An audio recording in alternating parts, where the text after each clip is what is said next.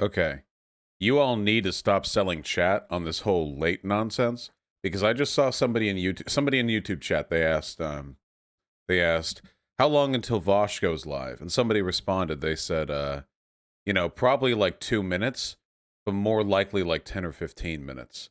When the fuck am I ever 10 to 15 minutes late? When am I ever that late? I'm never that late. Even when I'm like late, usually like 5 minutes late. Jesus, you people are, you know, other streamers don't start as reliably. Even like people who run shows, like David Pacman, he'll often be like 30 minutes late. I'm relatively punctual, and I don't even have other people waiting on me. There are shows where there are directors or co-casters involved, and those people are late sometimes. I'm not late. Fuck you people. Excuse me. So how the fuck are y'all doing? Yeah, I'm being gaslit at the moment. Yeah, we have, as always, so much to talk about. Also, for those of you who are familiar with her content, Anarcho-Pack is going to be coming on in, I think, about an hour to tell me why I'm dumb. So we'll be having that. That should be fun. Yeah, I know some of you know Anarcho-Pack. Perhaps not all. Not all of us can be 300,000 subscriber YouTube champions. But no, in all seriousness, she seems cool. Vosh dumb? Oh yeah, sure. Isn't she a narco-Bidenist? Well, I guess we'll find out, won't we? Hey. When are you going to talk about antinatalism? We're not talking about antinatalism, okay? If any of you are feeling antinatalist today, you need to seek out appropriate care from a therapist, okay? That's what you need to do, all right? Don't make that my fucking problem. Jesus.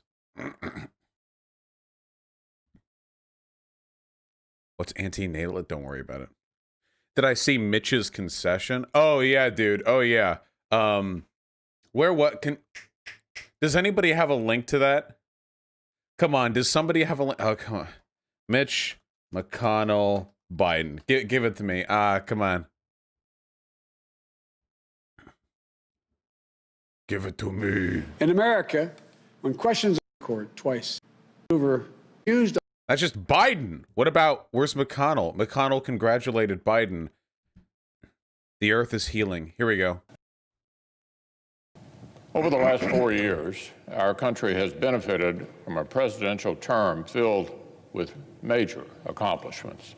Oh, yeah. President Donald Trump has repeatedly surprised the skeptics, confounded his critics.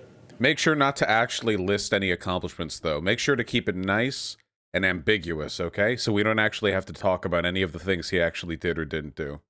And delivered significant policy victories that have strengthened our country. Real vague. Nice and vague. Case in point. Back in May, when the president set the goal of finding a pandemic-ending vaccine by the end of this year, his timeline was literally dismissed by people who assumed they knew better. Remember how they call it the Trump vaccine, even though the vaccine was made by Turkish immigrants in Germany who didn't receive a single penny from the United States? Here was one quote. Trump promises coronavirus vaccine by the end of the year, scoffed one headline, but his own experts temper expectations. Fact check complained, another headline. Coronavirus could come this year, Trump says. Experts say needs a miracle to be right. You're right, Dr. Mitch McConnell. You're completely correct. My expectations were blown away by those Turkish immigrants. You're completely correct. We were not feeling optimistic about the prospect of a vaccine coming out this year. And you know what? Fucking brown foreigners sure did show us up, didn't they? End quote. Well, with the genius of science, support from Congress, and the bold leadership of the Trump administration, not going to mention Germany. Miracle arrived right on schedule. Not going to mention, yeah. Americans on the first. Move it along. For working families. After 8 years of failed policies that concentrated wealth and optimism among the lucky few, prosperity After 8 years of policies that concentrated wealth amongst the 1%, Donald Trump bravely passed the tax cuts.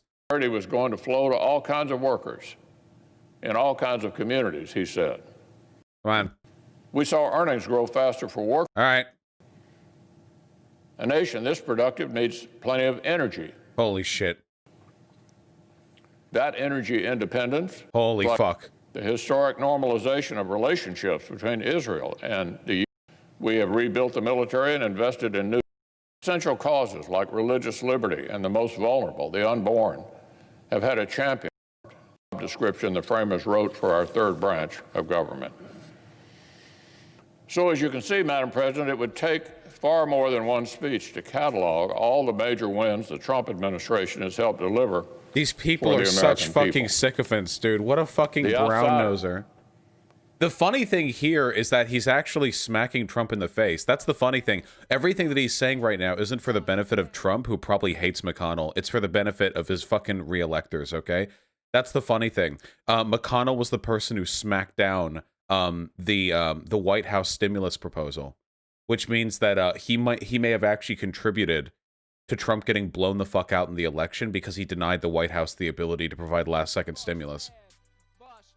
Who swore he would shake up Washington and lead our country to new accomplishments, both at home and abroad, proceeded to do exactly that.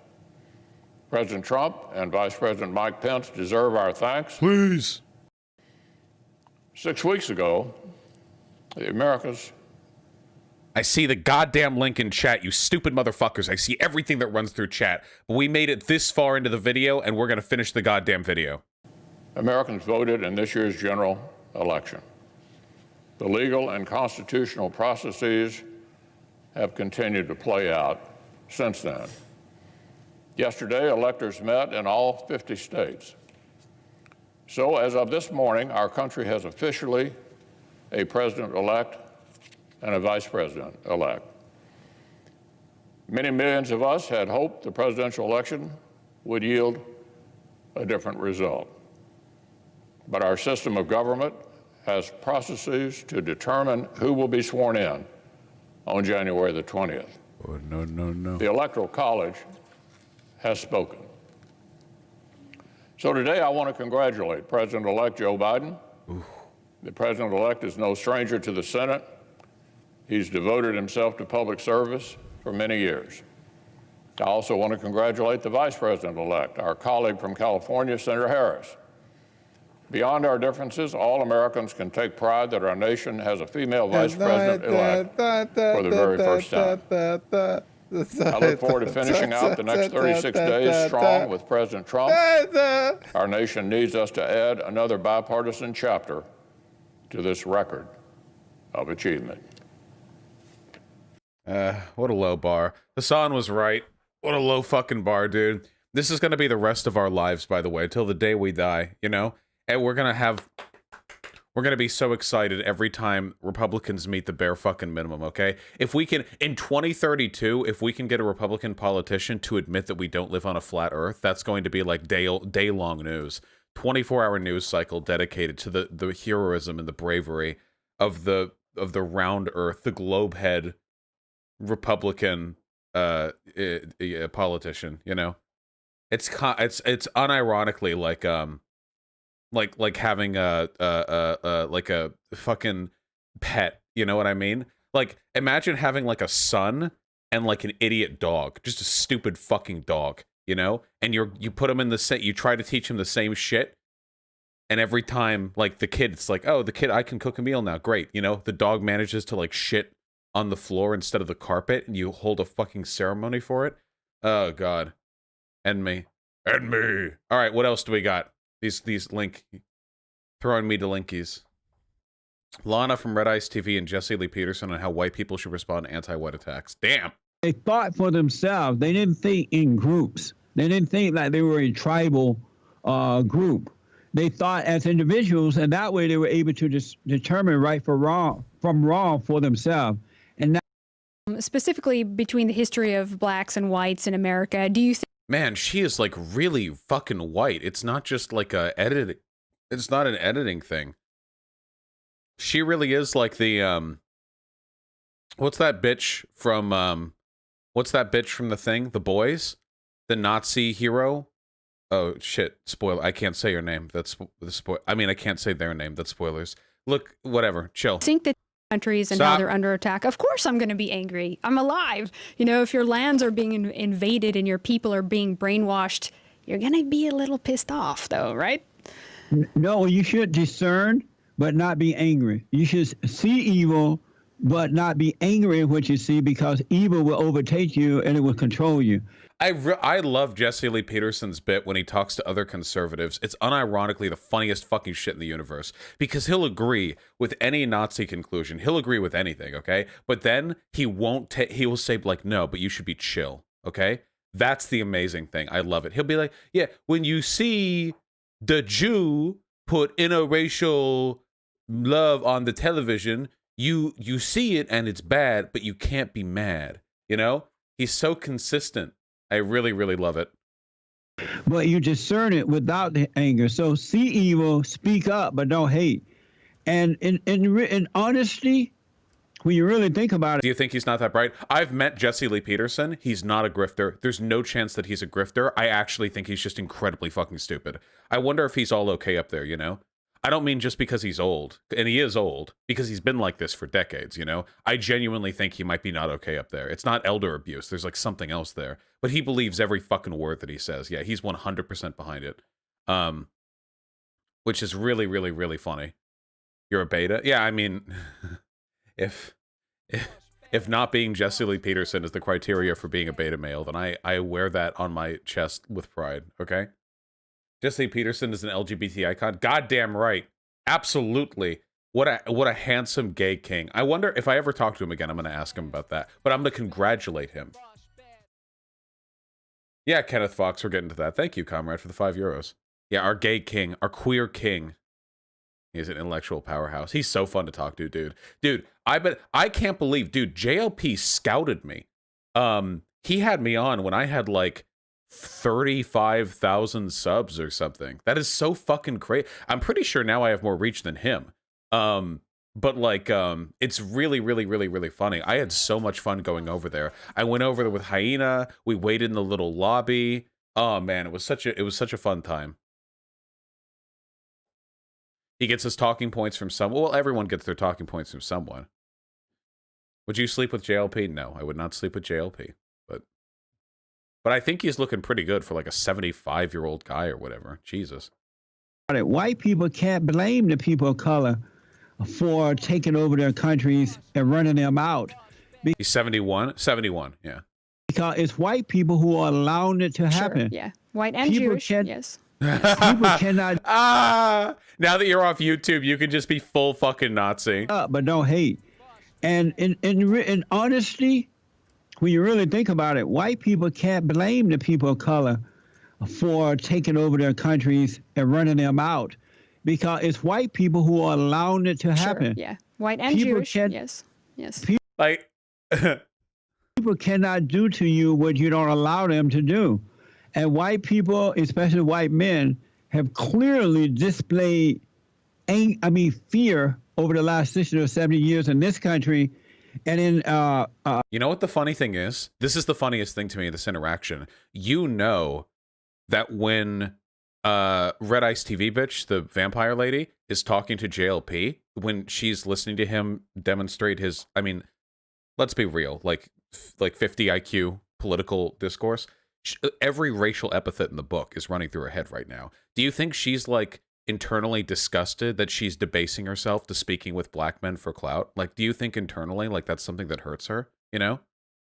Because I love all people. When I talk to JLP, this is just, for me, this is just great fun. But for her, this is probably like some fucking weird, yeah, internal like fucking pain that she's going through right now, you know? Like she's denigrating herself in some way. Like, I've got to talk to this fucking guy. Of course, she wouldn't say this fucking guy. She would say a whole bunch of really nasty stuff, you know, racial stuff.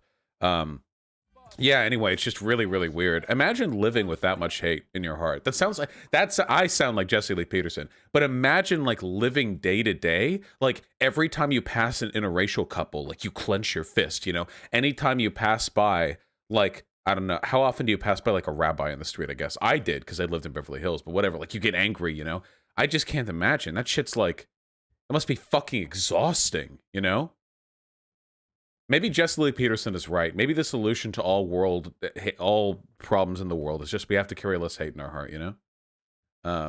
That's really it, isn't it? Yeah, being hateful is so tiring. Yeah, it just looks exhausting. Like, fuck. Oh, speaking of exhausting, I think I can never tell if it's a brigade or if just my audience, you know? I think the video I did on Jimmy Dore's thing got brigaded. I'm not actually sure. There were a lot of critical people in the comments, which is I don't know how much of it is my audience. That it's hard to know because Jimmy Dore does have a really, really big audience. A lot of people do seem to think that AOC should hold the Medicare for All, or they should try to hold Pelosi's vote hostage for Medicare for All. I don't know. Dude, we're never going to let anything get anything done within the Democratic Party without actually making demands and sticking to them. Oh, God. Fuck me, dude. I want to go over these arguments again. Okay, so what you have to imagine, okay? What you have to imagine is that it's a probability tree, okay? It's a probability tree, and you get to decide the potential outcomes that derive from a decision, okay? So we have the baseline decision here, and then there are two directions that we can take, okay? Direction A, I'm not going to write all this shit out, so we're just going to say A and B. Direction A is where the progressives in Congress hold Nancy Pelosi's vote hostage, or Medicare for All gets put on the floor, okay? So, I'm sorry, Pelosi doesn't get their votes unless Medicare for All is put on the floor, right? And B is you do nothing, okay? So what are the outcomes of B, okay? The outcomes of B are pretty much set in stone, okay? It's A, that Pelosi gets in, and B, that we don't get Medicare for All, okay? Now, in A, here are some inevitable outcomes, okay? We're not getting Medicare for All. I don't know why there are so many people who seem to think there's a chance in hell that we're going to get Medicare for All. So here's the argument that I was seeing, okay? The Democrats in Congress have said whether or not they support Medicare for All, and there aren't nearly enough of them to get it passed. You would need almost every Democrat to support it. But then there were people like Jimmy Dore fans, and they were like, what, you trust them? You actually trust politicians? Which means that in their mind, they think that politicians who won't publicly admit they're for Medicare for All would actually vote in favor of it.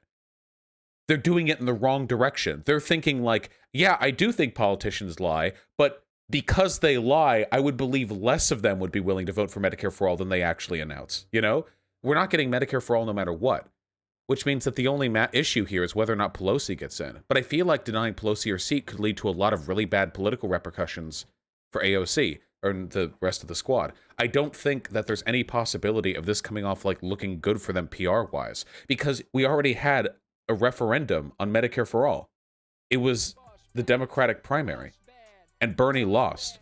I mean, it sucks, but isn't it a little bit weird that like Bernie lost, but then all of the like Bernie-crat politicians in Congress like threatened to hold hostage votes for the current Speaker of the House because they want Medicare for All? Like, we've already decided they didn't win. Like, you can't gamble political efficacy on something that has no chance of winning. We're not getting Medicare for All either way, so what benefits do you get from holding Pelosi's vote hostage, you know? What do you think of the argument of putting the co-sponsors' feet to the fire and finding out who really supports it? Wouldn't it be a little bit humiliating if they put Medicare for All on the table, they gamble all their political willpower on Medicare for All, and like nobody votes for it because nobody wants to draw the ill will of the Democratic establishment, so all it does is make the progressives in Congress look incredibly weak and ineffectual and like they wasted everybody's time for nothing? Yeah, I don't know. Like, that would make us look really, really fucking silly. Like, hold on, everyone! We're not letting Pelosi in. until we know for sure who is or isn't in favor of Medicare for all. What's that? Basically, nobody is? Okay, all right. Okay. All right. Carry on. I don't know. I just don't know if I see the benefit. Seems like it'd be fucking humiliating personally. Also, by the way, I don't want to deal with seeing people online getting angry over that, okay? If they actually try to force an M4A vote that any reasonable person should know isn't going to pass, I'm going to have to deal with all the fucking Bernier busters on the left, all the fucking useless pieces of shit screeching about how the fact that the Democrats wouldn't support Medicare for all is evidence that they're no different from Trump, okay? What happened to infiltrating the Democrats, huh? You realize infiltrating is like a long-term, quiet, slow, methodical process. Not, all right, boys, we've got 15 progressive Congress people. Time for us to hold the rest of the party hostage. Vosh, I genuinely don't know how old you are. I'm 26. What do you think of the Communist Party USA? I'm pretty sure that's the Fed Party USA, isn't it? Am I mistaken on this one? The CPUSA is indeed the Fed Party USA. Oh, YouTube chat's mad at me. Oh, this would be amazing. Any of you in YouTube chat who are shitting on me right now, could you come on? Could you come on and talk with me about it? You all have my Discord link, don't you? Surely of the hundreds of people who were shit-talking me in that video, I know at least one of you has the balls to come on here. I'm not going to yell at you. I just want to know your perspective. I just want to know your perspective, okay?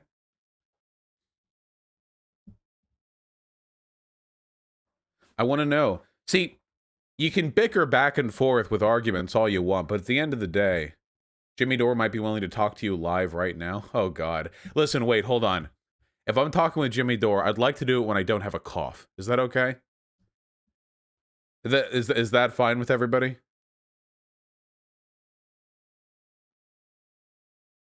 Oh, the CIA get me? There you go, sorry. No drop frames on my end, which means that was YouTube's fault. If I'm gonna argue with Jimmy Dore, I don't want to have a cough, okay? I want to be in full form for that. Okay. Do we have anyone? If you're in the Discord and you disagree with me on this take, fucking DM me, okay? Alright? I want to see goddamn DMs from Jimmy Dorites or whoever the fuck else disagrees with me on this, okay? I'm gonna wait 30 seconds, and then inevitably I'm going to get bored, okay?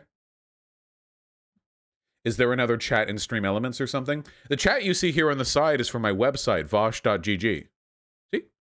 Got customizable everything, sub, name colors, emotes, the whole 9 yards. All upkept by White Nervosa. So, thank her. Yeah, they see.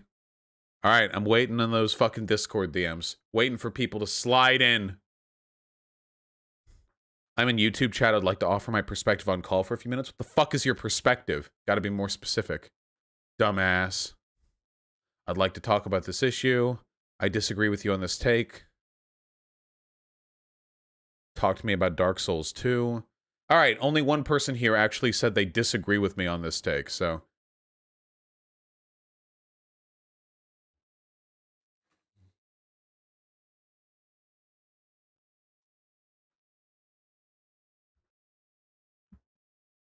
Oh, if your mic's bad, I'm going to jump to somebody else. I love you. Hello? Hey. Hey, what's up? Hello? And they left.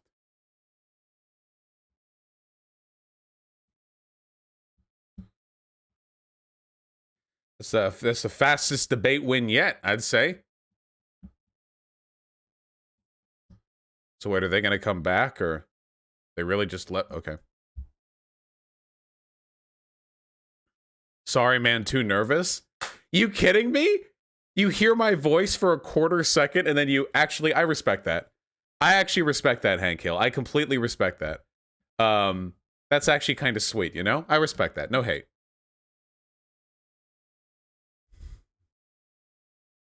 All right. We're trying this person. Also, I'm catching chat up because I think that lag desynced you. Whoop. Get back up.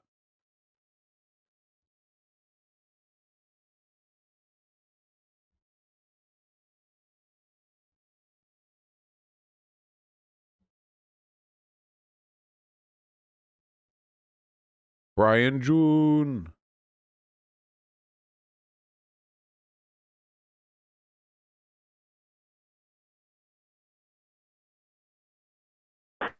Hello? Can you hear me?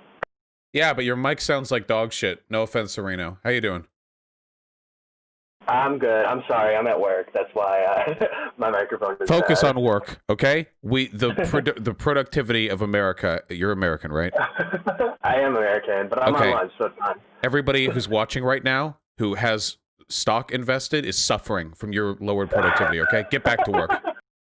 Goodbye.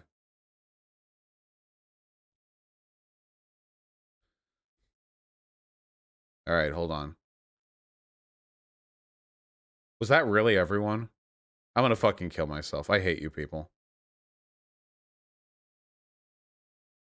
Wow, that really was everyone. Wow. All right, well.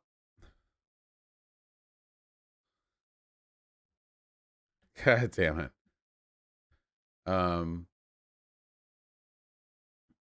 What's the take that YouTube chat is malding over? I just disagree with Jimmy Dore on this issue.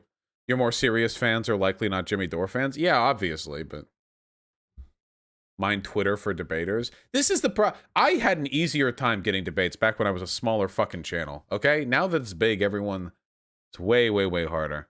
What did Jimmy Dore say? Wait, were you people paying attention 3 minutes ago? What the fuck? Did you people just join? What?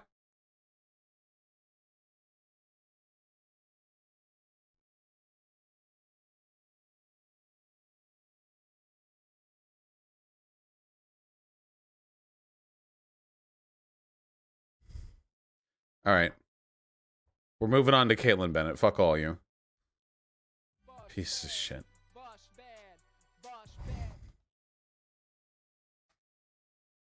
We'll get back to this, okay? Whoa.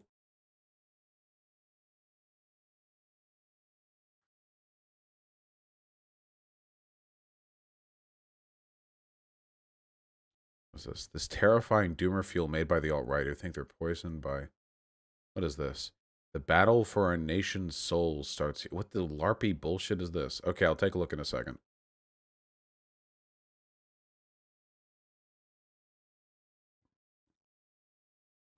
All right, people. I've got good news. Kaitlyn Bennett is on the way out. Maybe. These people tend to lie about that sort of thing. Goodbye, YouTube.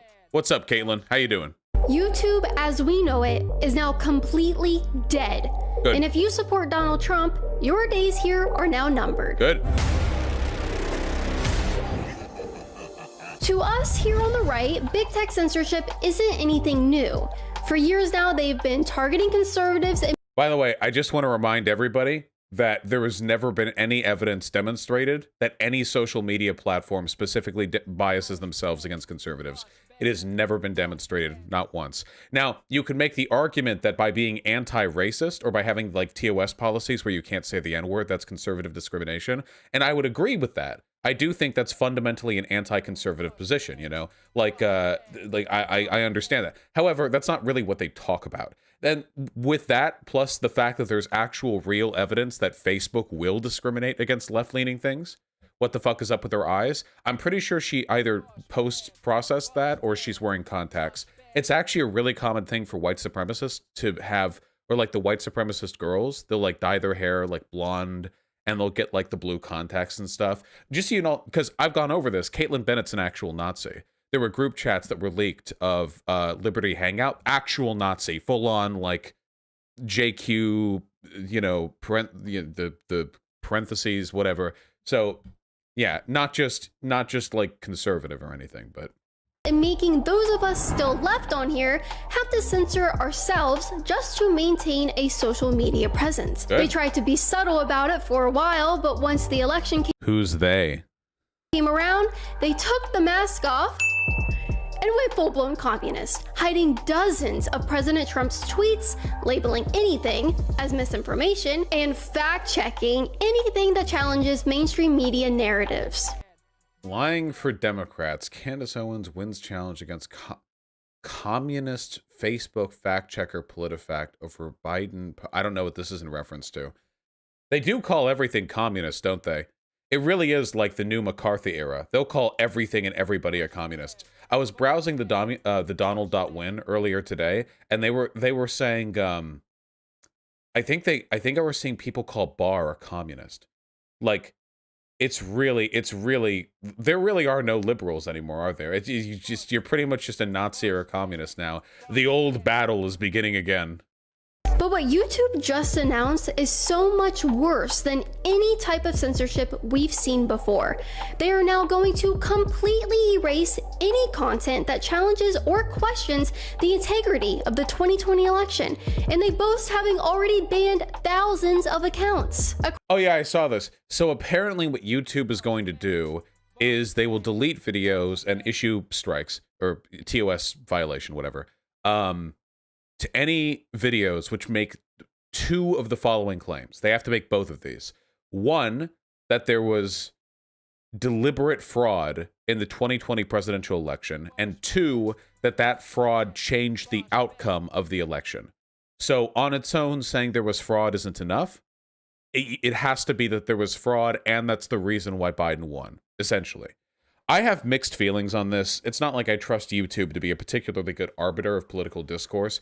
At the same time, I know that my country is currently at risk of being literally torn in half by these fucking fascists. So it's like one of those lesser evil situations, you know? I don't really like prisons that much either, but like if the government was like, hey, we're gonna arrest the like murderers, yeah, I don't know. It's a bad system. I wish there was like a more confident solution to this. I'm not comfortable with like this being a precedent, but I don't know. I guess I'm also not comfortable with YouTube being a fucking breeding ground for neo-Nazism. So I guess I'm just not going to be happy no matter what happens, you know? I guess I'm just destined to be miserable, aren't I? If I was an authoritarian, life would be so much easier, dude. Because anytime, any imposition of state power harmed by enemies, I could just be happy about it, you know? According to YouTube's latest policy update, quote, since September, we've terminated over 8,000 channels and thousands of harmful and misleading elections-related videos for violating our existing policies. The policy update continues, we also work to make sure that the line between what is removed and what is allowed is drawn in the right place. Our policies prohibit misleading viewers about where and how to vote. Okay. We also disallow content alleging widespread fraud or errors. Wait, hold on. Our policies prohibit misleading viewers about where and how to vote. I think I'm okay with that.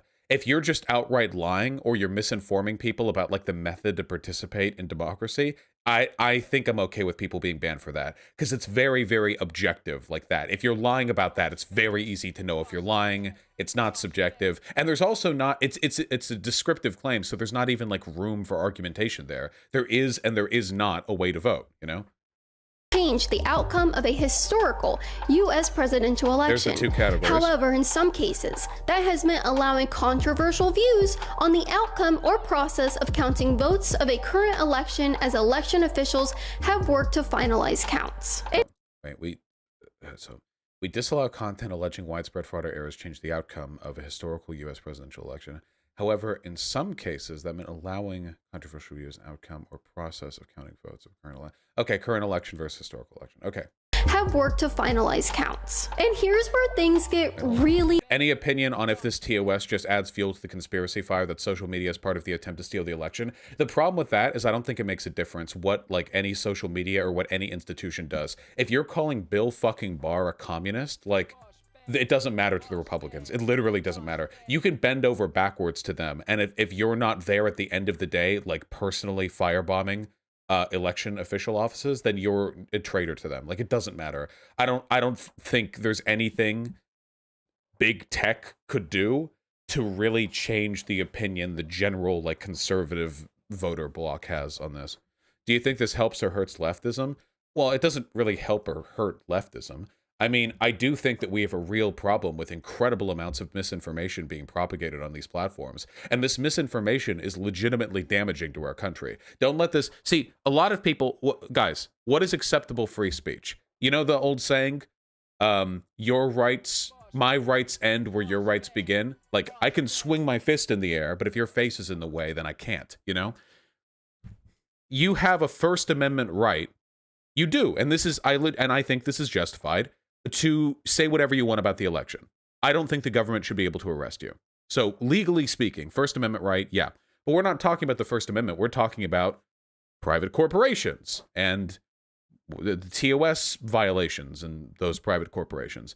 And in the context of a non-legal type of censorship, what we're really talking about here is ethics. And personally, I think that stuff like what Kaitlyn Bennett does infringe on the rights of people in this country. Fundamentally. I think that people born in this beautiful country, I think they have a right to live in something that is not a dystopic fascist hellhole run by monsters. In my personal opinion, that's my opinion. And while I don't think the government has the right to arrest people for what they say, if private corporations want to facilitate that to some extent, by which I mean protect their advertiser dollars, I mean, that's their legal right. Really spooky. We will start removing any piece of content uploaded today or anytime after that misleads people by... This could easily go both ways, Vosh. Is at the whim of the corporation? Yeah, no shit, obviously. But it's always been that way. There's some... So wait, okay, hold on. Vosh, this is hypocritical. I disagree with your take. Okay. So from a utilitarian perspective, it's generally not tools that are bad. It's how those tools are used. For example, prisons. Do you guys think that state officials should be able to arrest people at a whim? Do you think that wealthy people should be able to decide on a set of rules, and then those rules are enforced by people with guns, and if you don't listen to them, you should be arrested? Oh, really? So you don't think rapists should be arrested? You think rapists should just walk free? You're all pro-rape, is that it? This is a pro-rape caucus? I didn't know I'd facilitated that type of community. You know, one of the rules that the elites in this society have agreed on, in large part because we live in a democratic society, is that rapists should go to jail. Do you not? I didn't realize you guys had such an issue with that. What did I agree to? Sorry, you're all roped in, people. A senator should not be able to arrest. I agree with that. The point that I'm getting at is if we live at the behest of powerful institutions, we should acknowledge the fact that sometimes, even if they do have an unfair amount of power, and they definitely fucking do, it can be a good thing when they use that power in a way that is beneficial to society. I don't like the state, but I do like it when the state uses its power to arrest murderers and rapists and those type, child abusers, whatever. I think that's good, even though I don't like the state. If I said, I sure am glad that serial child rapist was arrested, and you guys were like, you realize that, like, the state can arrest whoever it decides is a criminal, right? You do realize this goes both ways, right? You do realize the state has historically persecuted leftists, right? Like, yeah, I get it. I totally get it. But right now, they just arrested a serial child molester. So let's take a second. Let's take a second and appreciate the fact that in this instance, some consequential good is coming from this. Now, keep in mind, we're talking right now about the First Amendment. We're talking right now about the state. What Kaitlyn Bennett is talking about is Twitter TOS. So we're talking about a much, much, much, much, much lower level of categorical harm in enforcement. A much, much lower level. So please keep that in mind. There are a lot of people on the right who will make you believe the First Amendment, like the government censoring you, is one and the same of YouTube censoring you, you know? This could negatively affect you too. Oh my God. All right, let's just watch the video. These points are never going to saddle with people who have watched too much Kyle Kalinske. Alleging that widespread fraud or errors changed the outcome of the 2020 U.S. presidential election, in line with our approach towards historical U.S. presidential elections. For example, we will remove videos claiming that a presidential candidate won the election due to widespread software glitches or counting errors. Those are awfully specific, YouTube. Effectively, yeah, because it's the shit you guys keep saying. What they are saying is that if you use YouTube to allege that anyone but Joe Biden won the 2020 election, you will be banned. Even before they announced this policy update, it was already abundantly clear that YouTube was trying to stop the spread of pro-Trump content. Well, wait. What do you mean pro-Trump content? Because the only thing we're talking about so far is acknowledging that Biden won the election, which he did. That's an empirical fact of the world. That's a demonstrable, observable fact of the world.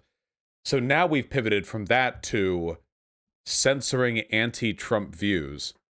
In case you haven't noticed, our views on YouTube have recently been a mere fraction of what we were getting just a month ago. Needless to say, it's going to Is that true? Hold on.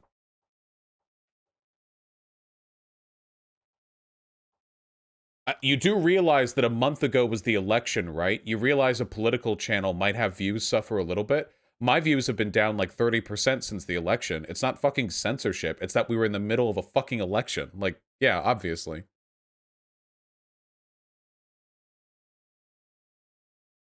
Oh, Liberty Hangout. That's interesting. Why did you delete 48 million views worth of videos? That's a little bit odd right there. Lol then Vosh, why not agree with a transitory state or dictatorship of the proletariat if you favor the good of the state as it currently is? Do you watch my content? I do favor a transitory state. And dictatorship of the proletariat really only means a worker state where only proletariat get to participate in the democratic process, which I think would be preferable to what we currently have. Like, you have to watch my stuff to point out hypocrisy. Why is the formatting for this so fucking broken? Well, apparently their views are down by, wait, why is there we go, by about 100% since last month. But like the election's over. It's done. So that makes sense, doesn't it? to be very difficult for me to keep uploading videos here to YouTube. What am I even allowed to talk about anymore besides the weather? This is why it's more important than ever for you to join us over at libertyhangout.tv, where I can actually speak freely and not have to worry about censorship. We are currently having our biggest sale ever for Christmas, and I highly encourage you guys to sign up. Isn't this degeneracy? Kaitlyn, are you gonna pivot to OnlyFans? What are we doing here? I can't...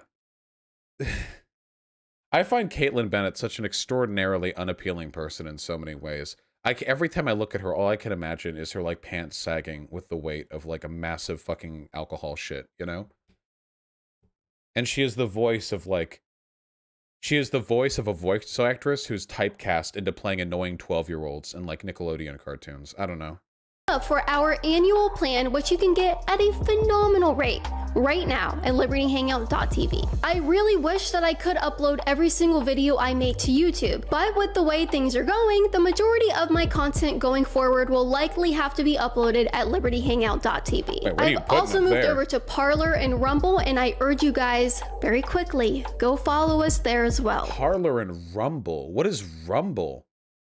This libertyhangout.tv? Is this not degeneracy? Wait, hold on. Like, Kaitlyn's an actual neo-Nazi. Isn't this, like, bad or something? What if, like, a Jewish person sees your cleavage? I don't know. Is this allowed? Wait, what are these rates? $15 a month? You're kidding me. Oh my god. You guys think I'm fucking scandalous with my rates. Well, not rates, really. You can watch my shit for free. I just have subs. Jesus. You know, generally speaking, I think it's great when content creators do this. See, this is actually this is part of the political content creator life cycle, okay? So generally speaking, you get your start on YouTube or Twitter or whatever, you know, you get your start in the public platform. But then, as you get further and further and further radicalized, you realize you only want to make videos about how the day of the rope is coming and all black people need to die. You can't do that on YouTube. So your dwindling audience now has to follow you to another website where you charge them exorbitant amounts of money in order to continue to view your mediocre content. That's the part of the political life cycle. And that, yeah, Sargon's doing it too with the Lotus Eaters. And the thing, and Molly Meme is doing it too. And that's the thing. By the way, when you do this, what you're doing is trading political relevance for money. Because it's true that Kaitlyn Bennett is probably going to make a decent amount of money from that website, but viewership is going to be a fraction of what you can get off of YouTube. YouTube is where the political weight is, because that's what everyone uses. That's the site everyone uses. So when you reach this part of the political life cycle, you're essentially retiring. You're retiring, you're making what money you can from the remnant of your superfans, you know? And yeah, they're always going to take that trade too, because a lot of these people just care about money. Yeah, the viewership just comes from like the dedicated Nazi viewers. Yeah, yeah. Same with like BitChute. And I don't know what the fuck program she just referred to. What was it called? Rumble? I've never even heard of that. Unfortunately, YouTube's policy update doesn't just end there, of course. They tell us in plain text what their goal with all of this is. They write, over 70% of recommendations on election-related topics came from authoritative news sources, and the top recommended videos and channels for election-related content were primarily authoritative news. In fact, the top 10 authoritative news channels were recommended over 14 times more than the top 10 non-authoritative news channels on election-related content. This is actually really interesting. One thing that really, this is the thing that really bothers me. First of all, yeah, what we're describing right now is capitalism. But the thing that really bothers me is that the easy take is that mainstream media is corrupt and bullshit and bourgeois, and that you want to get your news from alternative sources. But if you spent as much time as I have examining how alternative news sources twist the facts, I actually think I'd prefer mainstream media, people watching mainstream media, to people going on there and rolling the dice on like random YouTube news shows, okay? Like easily, you know? Like it fucking sucks, but like usually where mainstream news publications fuck up is like bias, manufactured consent, and foreign affairs issues, you know? Those are the big ones where mainstream news corporations tend to like really fucking, well, drop the ball would imply that it's a mistake, where they're bad. But man, when you're rolling the dice on YouTube, like you can end up in a lot of really bad places, you know? Philip DeFranco's usually pretty reliable. Yeah, sure, but Philip DeFranco's not going to give you like dedicated political correspondence. Philip DeFranco usually gives you like a little bite-sized chunk of what's been going on lately. But yeah, Philip DeFranco I think does a decent job. Right? Do you guys think? Am I wrong on that? I think Philip DeFranco generally does like an okay job. Like not perfect. Nah, he doesn't. Not bad. Okay, yeah. Well, when I watch his stuff, I haven't like dived into it, but it seems like it's not like horribly fucking wrong. He's still a lib. Well, yeah, of course, most people in this country are liberals. Like, so yeah, that would track. So who exactly do they consider to be an authoritative news source? We have ABC News, USA Today, NBC, Fox News, CBS. Gee, I wonder why they would consider these outlets authoritative. Well, wait, they're by definition authoritative. Of course they are. They're massive multi-million-dollar corporations that have a huge amount of public scrutiny with public ties. They have White House correspondents. I don't know. Is your issue with the term authoritative? Like, well, not Fox News. Fox News is infinitely more authoritative than fucking Kaitlyn Bennett. I'll tell you that much. See, here's the thing. If this criticism was coming from somebody that I respected, like Sam Cedar, who I think gives good takes on the news, then I would listen to it. But if somebody like Kaitlyn Bennett is bitching about authoritative news sources, you know why she's doing this. She doesn't like them because they can't lie as freely as she can. Surely they would not have an agenda, right? And here's where Unlike their Kaitlyn policy Bennett. update gets a little funny. Despite these encouraging results, we recognize that there's always more to do. For example, while problematic misinformation represents a fraction of 1% of what's watched on YouTube in the US, we know we can bring that number down even more. Nice. So this misinformation, as they call it, is so dangerous to our democracy that they have to outright ban it. Yet it only makes up a fraction of 1% of what's watched on YouTube. Well, considering that the majority of what's watched on YouTube is music videos and Minecraft Let's Plays, yeah. If you actually take a look at the political content that's viewed on YouTube, I mean, the single largest online political content creator who isn't a major news channel is Tim Pool. So, like, you know where these views are going. What's that? It's called transparency.io, right? That's the... No...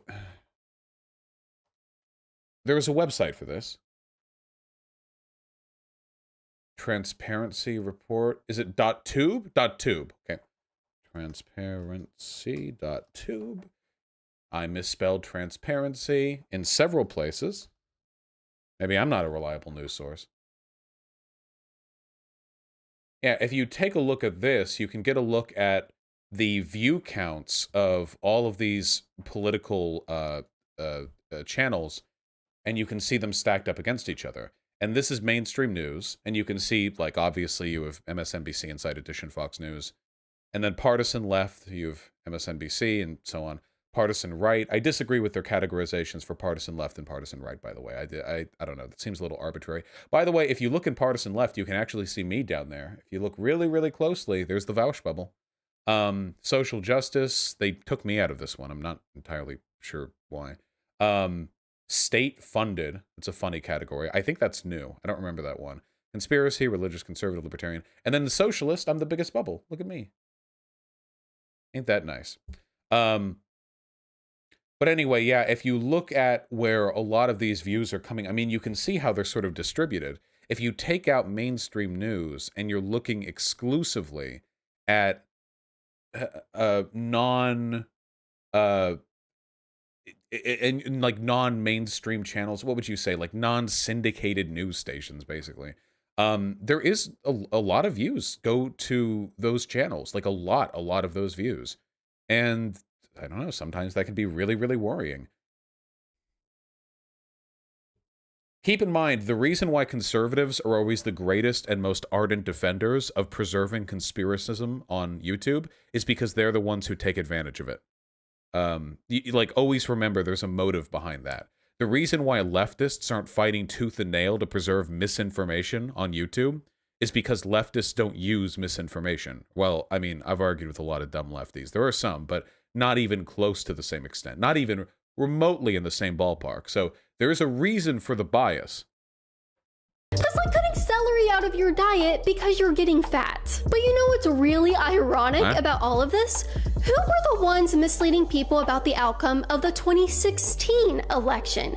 Nobody. Seriously. The 2016 election, Hillary Clinton conceded the next day. And there were like dozens of credible indictments that came out of the Russiagate investigation. So, yeah. Oh, yeah, Trump did. Remember when Trump claimed 3 million illegals voted and they set up a council to investigate that claim and found no evidence of it? I remember that. Oh, it was NBC, ABC News? Wait. All of this was proof. Wait, hold on. There were bipartisan senatorial investigations. The Russiagate thing happened. Donald Trump was not directly involved in it, but the fact that Russians involved themselves in the election by using a disinfo program to seed people's doubts of democracy and generally try to move the country right, all that happened. That was proven. CNN, CBS News, PBS, MSNBC, The Washington Post, The New York Times. See, this is what I mean. Like this happened. What we're describing right now took place. They're impugning Democrats right now for believing in a thing that happened and using it to justify their belief in a thing that didn't happen. And all of the other mainstream media outlets. Yet how many of their videos did YouTube take down for the lies they told about Russian meddling in the 2016 election? Happened. 0. Oh, but let's trust these same outlets to definitely tell us the truth about what happened in this election, right? With this, we need to start saying goodbye to YouTube since they said goodbye to us a long time ago. Join us over at libertyhangout.com. Seriously, like, if you want to, you can look at the Senate Committee on Intelligence reports on the Russian investigation. They're long. It's not exactly an interesting read, but like, there's a lot of stuff here. Like, this is not nothing at all. In 2016, Russian operatives associated with the St. Petersburg-based IRA used social media to conduct an information warfare campaign designed to spread disinformation and societal division in the U.S. This is like a real document. They had to redact sections of it because it was because of national security concerns. This isn't like, this isn't a fucking Rachel Maddow skit. Like, this is real Senate intelligence report. All right. Oh, shit. Osase, my dude. Thank you. I'll check that out shortly. We're reading all donos today. I'm committing to it. TV to watch Kaitlyn Bennett Uncensored. Wait, hold on. It was established that Russia used social media disinformation, but the Mueller report did not prove that Trump worked directly with Russia. Yeah. No, that's what I just said. It did not prove Trump worked directly with Russia, but there were Trump officials who worked with Russia and who did a lot of other shady shit, and Russia did involve themselves in the election, which you'll notice every single headline that she just flashed by, they didn't say that Trump was directly involved in it. They just said that Russia interfered, and that's true. I can freely tell you all of my thoughts about the election, about the lockdowns, and about any number of topics that social media doesn't let me express an opinion about. You can also directly support my work at patreon.com. All right, no free clout. /Killer at Kate Murray. Still forced to wear them. Go to shopfreedommask.com. It helps. Wow, the last 3 minutes of the video is an ad. That's impressively shameless. Aren't you guys lucky I don't do sponsorships? I've considered it sometimes, like, you know, ironically, you know, like I could do like a men's shave club thing, like ironically, you know, because I don't shave, so the joke would be, yeah.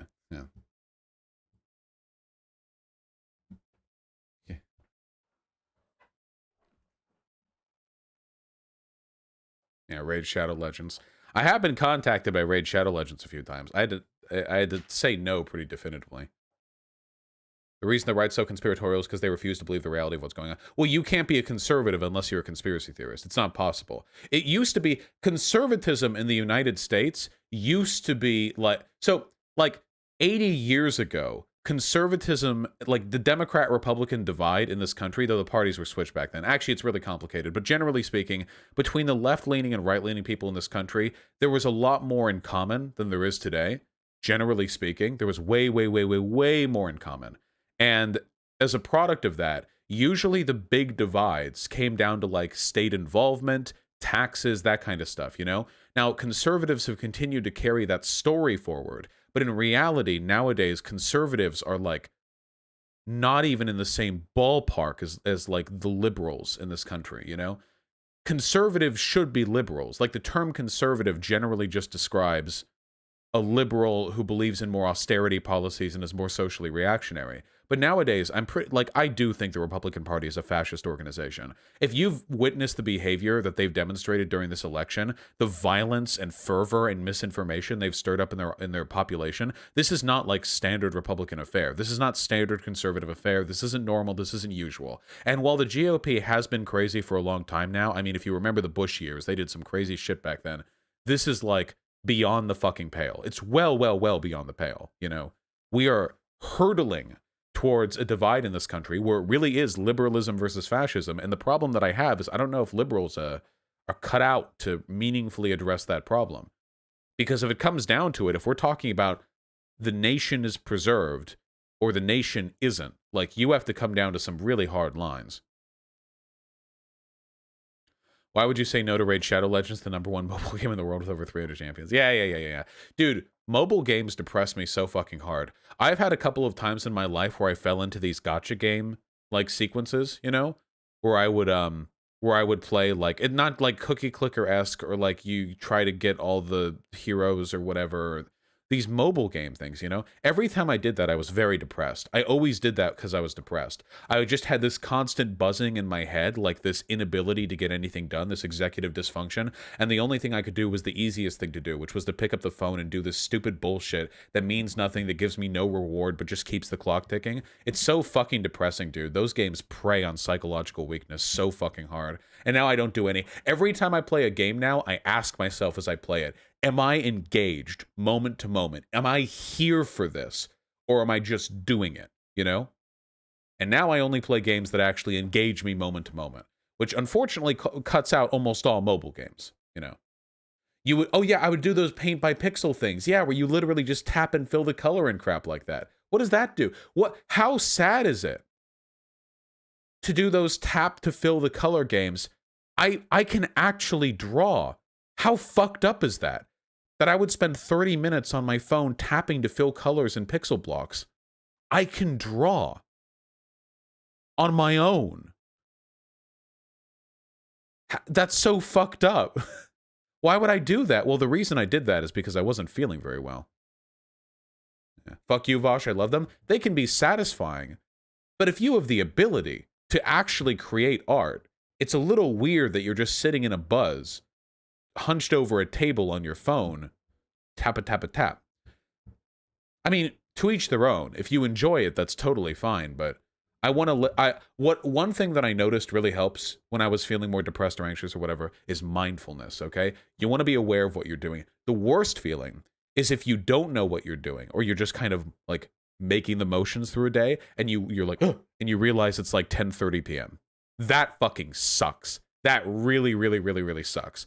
But you take hold of every moment, and that feels really good. You know, very purposeful. You have to be purposeful with everything you do. Don't just sleepwalk your way through. For example, if you need to pee, don't just sit because you don't want to get up. Fucking pee. Take the effort. Stand up. Use the restroom. Sit back down. Whatever. You want food? Go do that. Live your life in direct and immediate response to environmental stimulus, okay? I think that's very, very important. I think that's incredibly important. You get what I'm talking about, right? Like, I think most of you, maybe this sounds a little bit unrelatable to people who haven't struggled with depression or whatever, but I feel like what I'm saying right now resonates with those who have. Imagine not having executive dysfunction. I am of the opinion that it's possible to train yourself out of that, or at least to train yourself to respond to it better. Yeah, I know, forehead, just do it, whatever. But it can be done. It's possible. It can be done. It can absolutely be done. All right, hold on. We're talking with an individual who's going to talk to us about anarchism, okay? Hold on. And after that, we're going to talk about Pornhub. We got some Pornhub content to go over. And I don't mean the fucking videos, okay? I mean the news.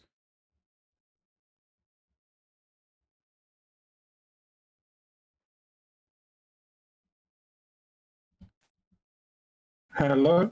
Yo! Can you hear me fine? Yeah. Hit us up with your name, the shit you do, and your pronouns. Give us the goddamn... Give us the news. Okay, hi, I'm Zoey Baker. I'm transgender, pronouns she, her.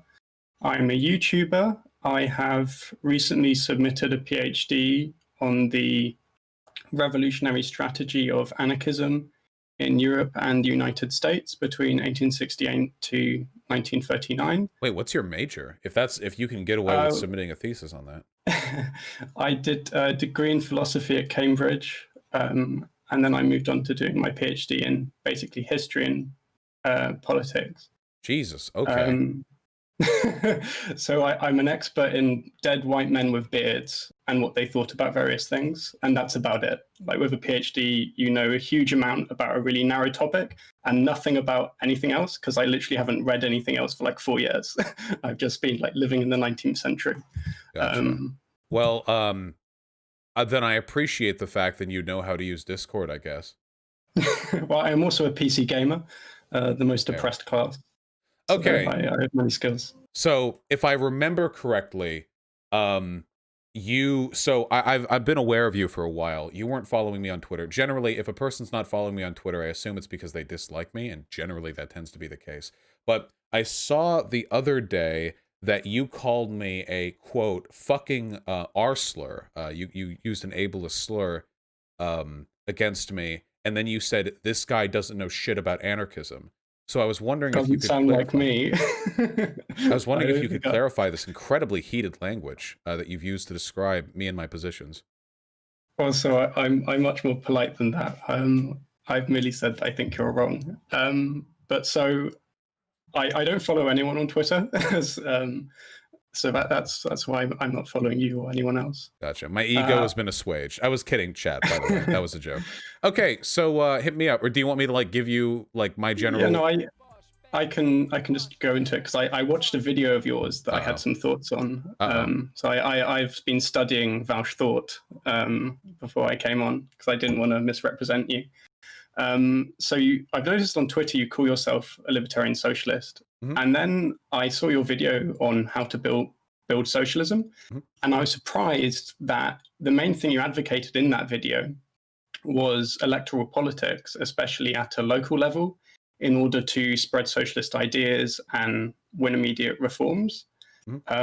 Historically, the people who advocated that strategy were Marxists, who at the time were called Social Democrats, which doesn't have its modern meaning. It initially meant like revolutionary Marxists who want communism, and now it's changed to meaning people who want welfare states under capitalism. But leaving that aside, I think I just want to say I was confused. One of my main frustrations, first of all, I don't think these things are mutually exclusive. Participating in electoral politics doesn't disclude one from participating in direct action or vice versa. So I feel like a lot of people, I don't know, they get really antagonistic about the idea of doing both. But My issue here, I think, is that I feel like a lot of lefties, especially lefties online, really understate the extent to which participation in electoral politics can be used as a vehicle to radicalize other people. Now, I'm not one of those losers who thinks that we're just going to vote in socialism. I don't think that's ever going to happen. But if you take a look at the 2016 election, you know, with Bernie Sanders or what have you, and I noticed this because I live here, the discourse, the perspective on leftism, the willingness to challenge institutional power massively increased as soon as Bernie Sanders, who was before just the independent senator, gave words to these ideas. And I think that's a more credible avenue for advancement than the idea that, like, a highly decentralized and sort of, well, I guess almost anarchic approach to radicalizing individuals ever could. Now, I think both should be done, but like a lot of people, they just seem to like, they hate the idea of participating in electoralism. It's very strange to me. Okay, so what I wanted to say was, so first of all, I agree that they're not mutually exclusive, and historically, Marxists, who were called Social Democrats, did advocate both. The main social democratic parties in the Second International didn't just do electoral politics, they were also massively interconnected with the trade union movement and counterculture and direct action. They didn't just do electoral politics. But what I wanted to outline was the anarchist or libertarian socialist critique of these state socialist strategies. And my goal isn't to, as it were, kind of totally own you with all the facts and the logic in a Ben Shapiro manner, but more just give the reasons for why anarchists rejected these strategies, and hopefully give you and your audience something to think about, even if you disagree. I think it's really important that we look at the best arguments and, you know, think about things seriously, rather than, you know, going after the weakest ones. I'm not going to be arguing against voting for the least bad candidate. Historically, anarchists did reject voting for reasons that I'm not going to go into. But I think in current circumstances, I absolutely would have voted for Biden to get Trump out. I think we should vote for the candidate that we want to overthrow, not because we think they're going to make society a better place, but I would rather fight I'd rather fight Biden than fight Trump. So I think we agree on that. But what I wanted to talk about was electoral politics as a means to achieve a stateless classless society in the long term, as one of the means we use, as opposed to the sole means. You know, I'm not aware of any historic socialist which advocated it as a sole means. It was always alongside other strategies. And so the anarchist argument was as follows, which is that, so to understand it, you at first have to understand what's called the unity of means and ends. And this is like a core anarchist principle. So I'm going to quickly read out a very short quote by one of my favorite dead guys with beards called Malatesta, who's an Italian anarchist. And he says the following: "It is not enough to desire something. If one really wants it, adequate means must be used to secure it. And these means are not arbitrary, but instead cannot be but conditioned by the ends we aspire to and by the circumstances in which the struggle takes place. For if we ignore the choice of means, we would achieve other ends, possibly diametrically opposed to those we aspire to. And this would be the obvious and inevitable consequence of our choice of means. Whoever sets out on the high road and takes a wrong turning does not go where he intends to go, but where the road leads him." So what is this saying? What it's saying is that the goals you have will determine the ends. So the goals you have will determine the means you use, because you can use means which, irrespective of your intentions, lead to the totally different thing than what you initially intended. So, for example, I could want to achieve a stateless classless society, but then use the exact same means as fascists, and instead of creating a communist society, I end up creating like a totalitarian dictatorship where me and my friends are in charge, even though that's not what I set out to do. But the means took on a life of their own, and they transformed both me and social relations such that I ended up somewhere where I hadn't actually intended to be in the first place. If I were to make an inference, I would guess then that your argument is going to be that whatever my end intentions, the use of electoralism to propagate socialist thought will inevitably set material conditions which lead to the existence of the state being central to whatever society is developed from those thoughts. That my radicalization will invariably, you know, be central or be organized around the state apparatus.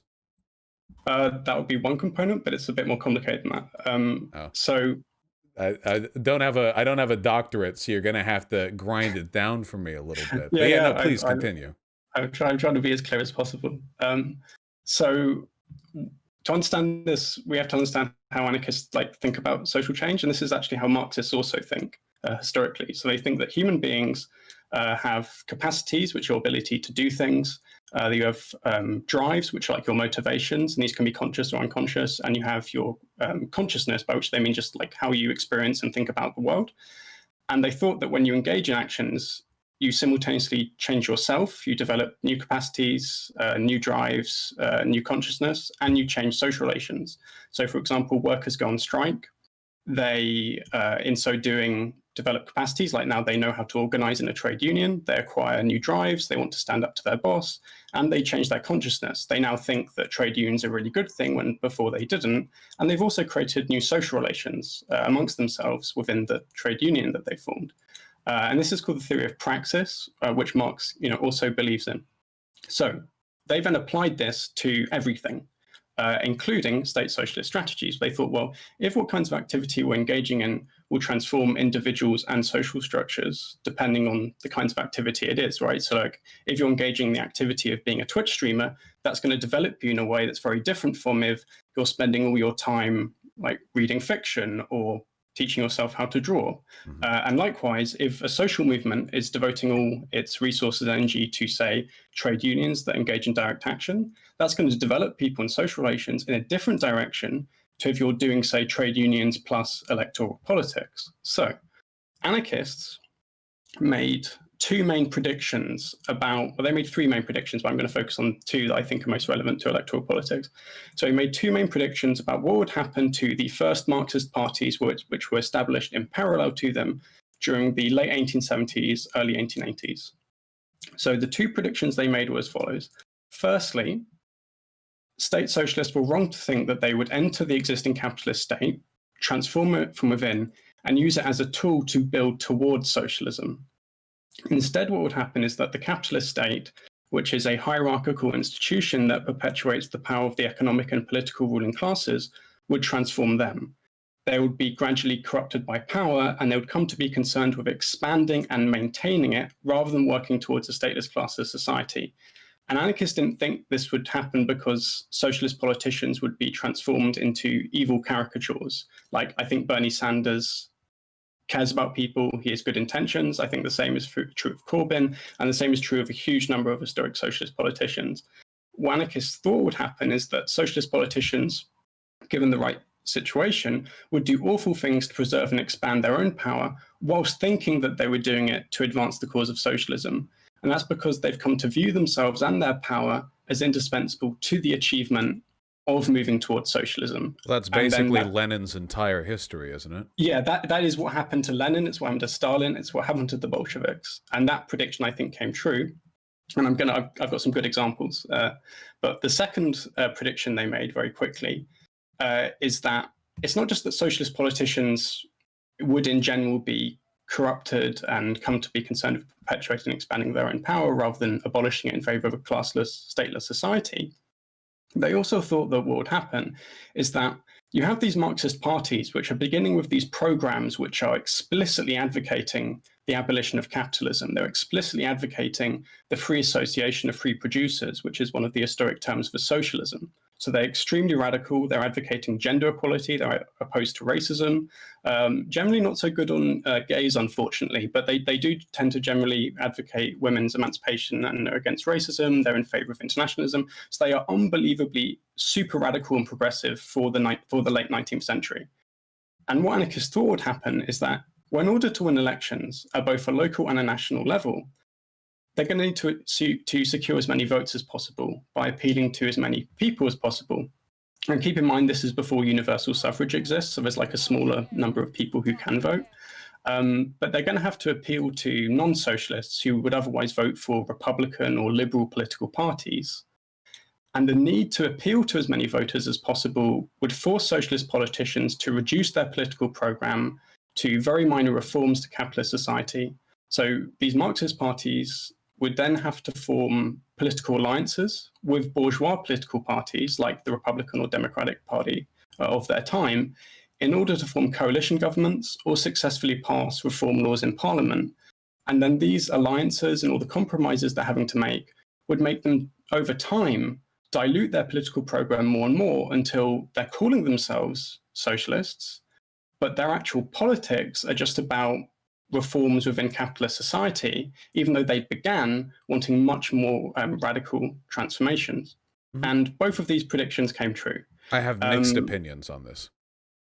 Well, I've got some good examples. So in France, you have socialist politicians who enter into the capitalist state. And these are people who'd initially advocated the general strike. So there's a guy called Aristide Briand, whose name I always can never say. But in 1910, he becomes Minister of the Interior. And he then smashes a French railway strike by arresting the strike committee and conscripting the railway workers into the army. Which means that if they don't obey and end the strike, they'll be subject to martial law and then could be punished by execution for disobeying orders. Pretty sneaky. And they're established with a number of different socialist politicians in various countries, but the really big example of how electoral politics negatively affected these Marxist parties full of, genuine committed socialists who wanted good things is the German Social Democratic Party. So this was the largest Marxist party in the world. It received millions of votes in elections. It won a large number of seats in the German parliament.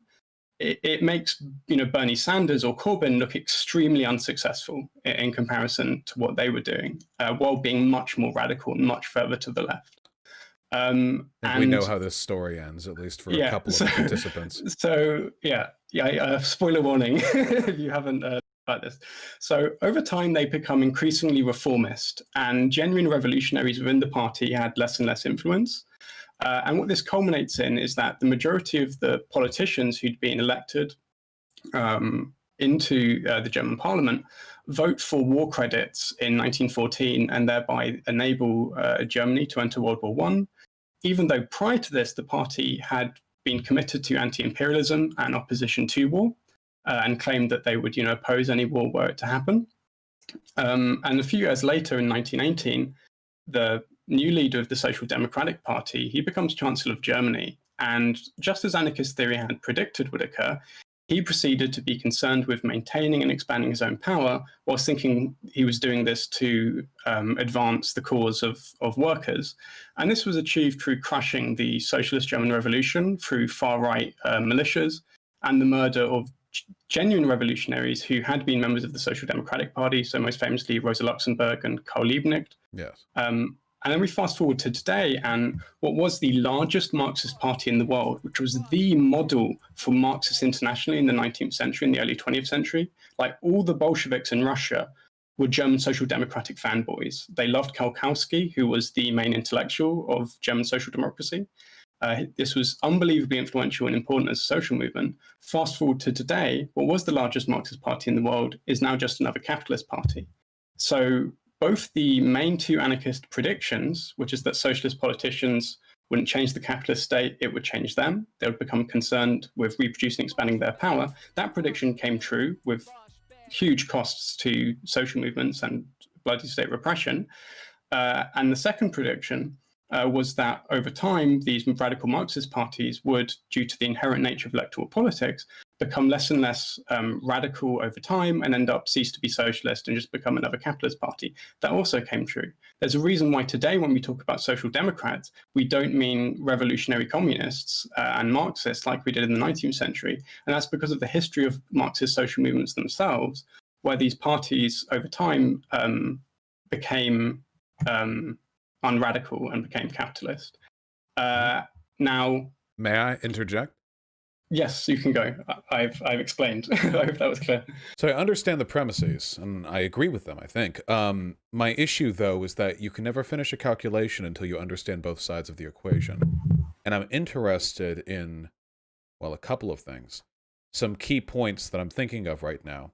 First of all, even if the participation of socialists in the electoral politics, even if that does lead necessarily to the watering down of their platform, it could be conceivable that their participation in electoral politics nonetheless served as a bulwark against fascism or against the conservative movement of their countries. For example, I know that in many of the Scandinavian countries, while it may then be true that the socialists of the early 20th centuries formed parties which are now considered social democrat parties, the country is much better for them, and they also serve as a handy means of radicalization, at the very least, against social austerity and, in some cases, against fascism. Obviously, that didn't turn out very well in Germany, because Germany ended up going fascist anyway, but that got, you know, got complicated, and many people were at fault for that.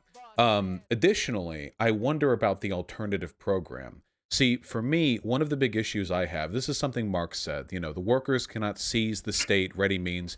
Essentially, socialism isn't just when the state is something that you control rather than something the bourgeois control. But the problem that I have is that all of this anarchist and socialist theory was written in a time where, generally speaking, you could take a block of people.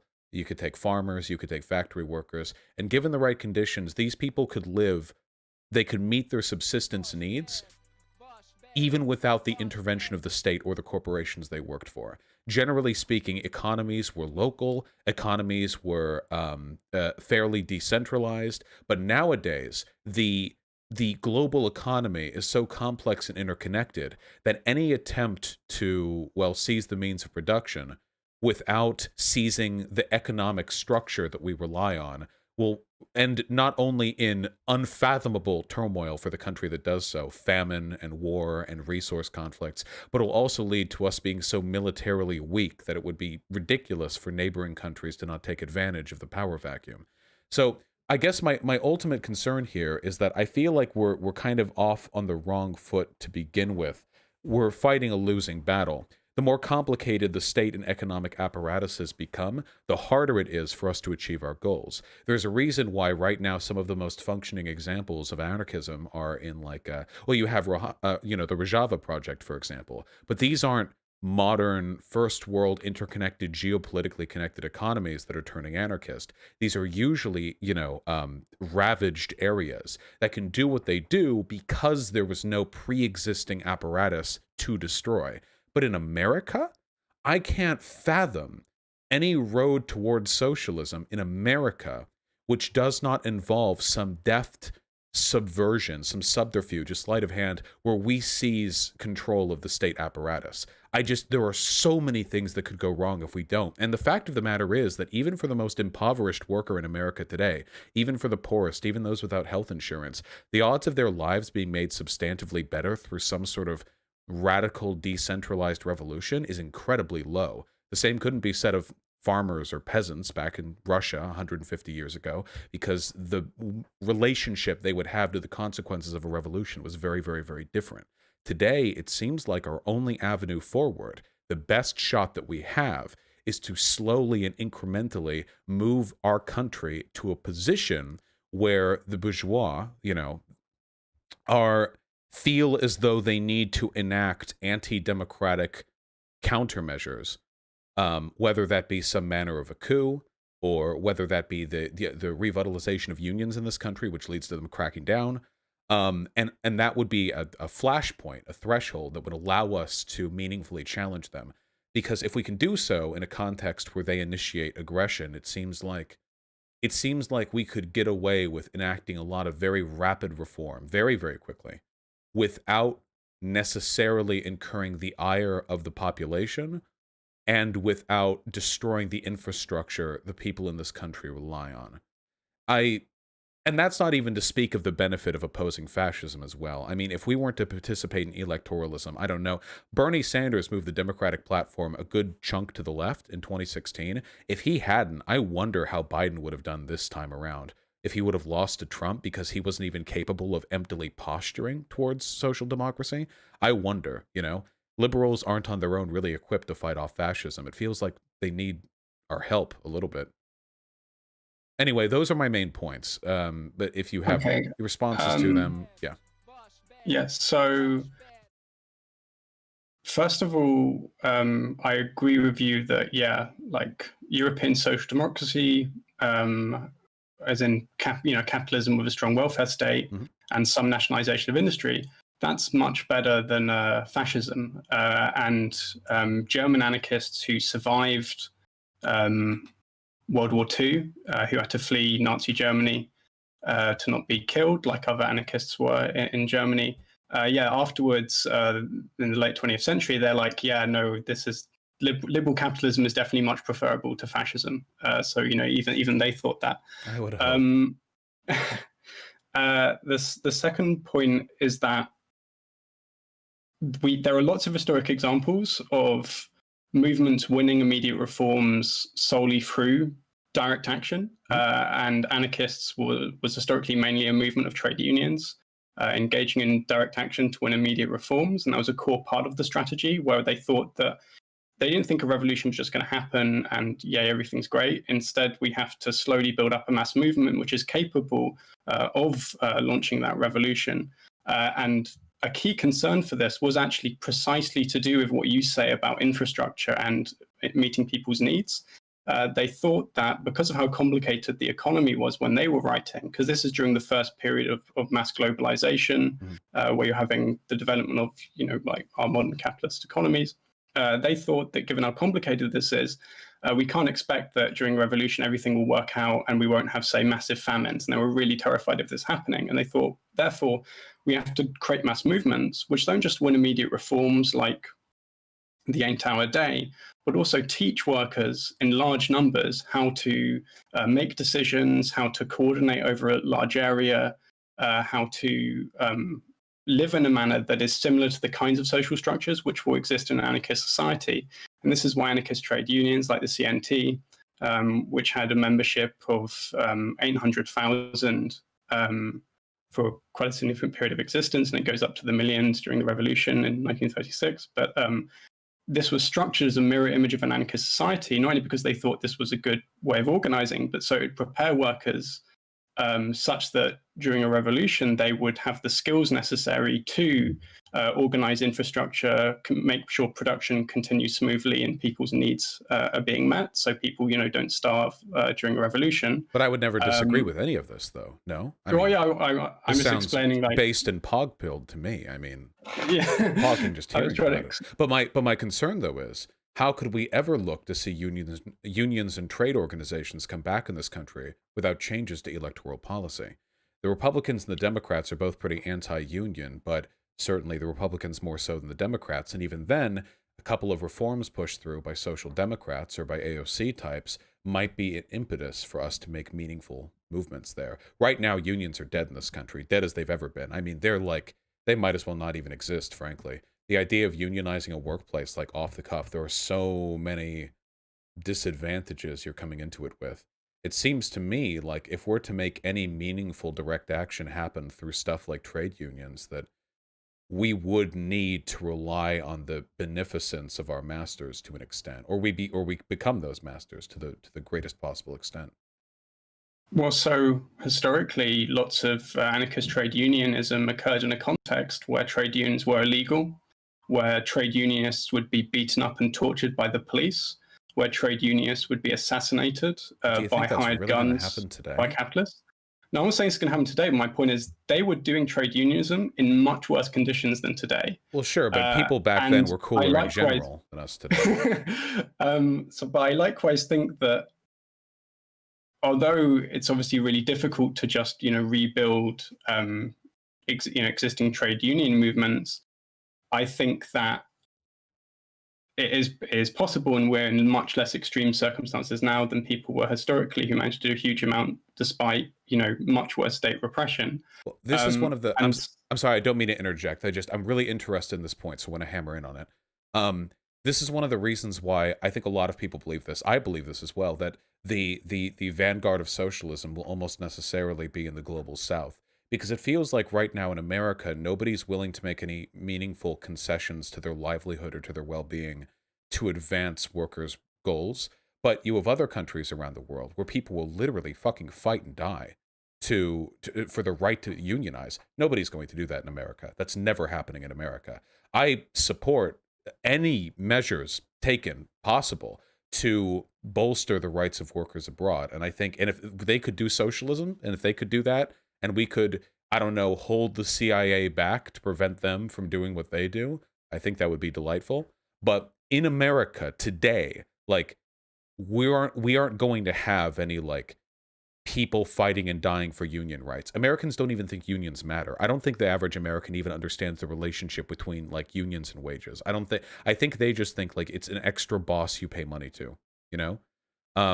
So if I had to ask you, like, what would your route forward be in America for, like, affecting meaningful change, which would require I not advocate for participation in electoralism? Because I wouldn't disagree with any of the direct action stuff. I just wonder, like, to what extent do you think I'm harming the movement here?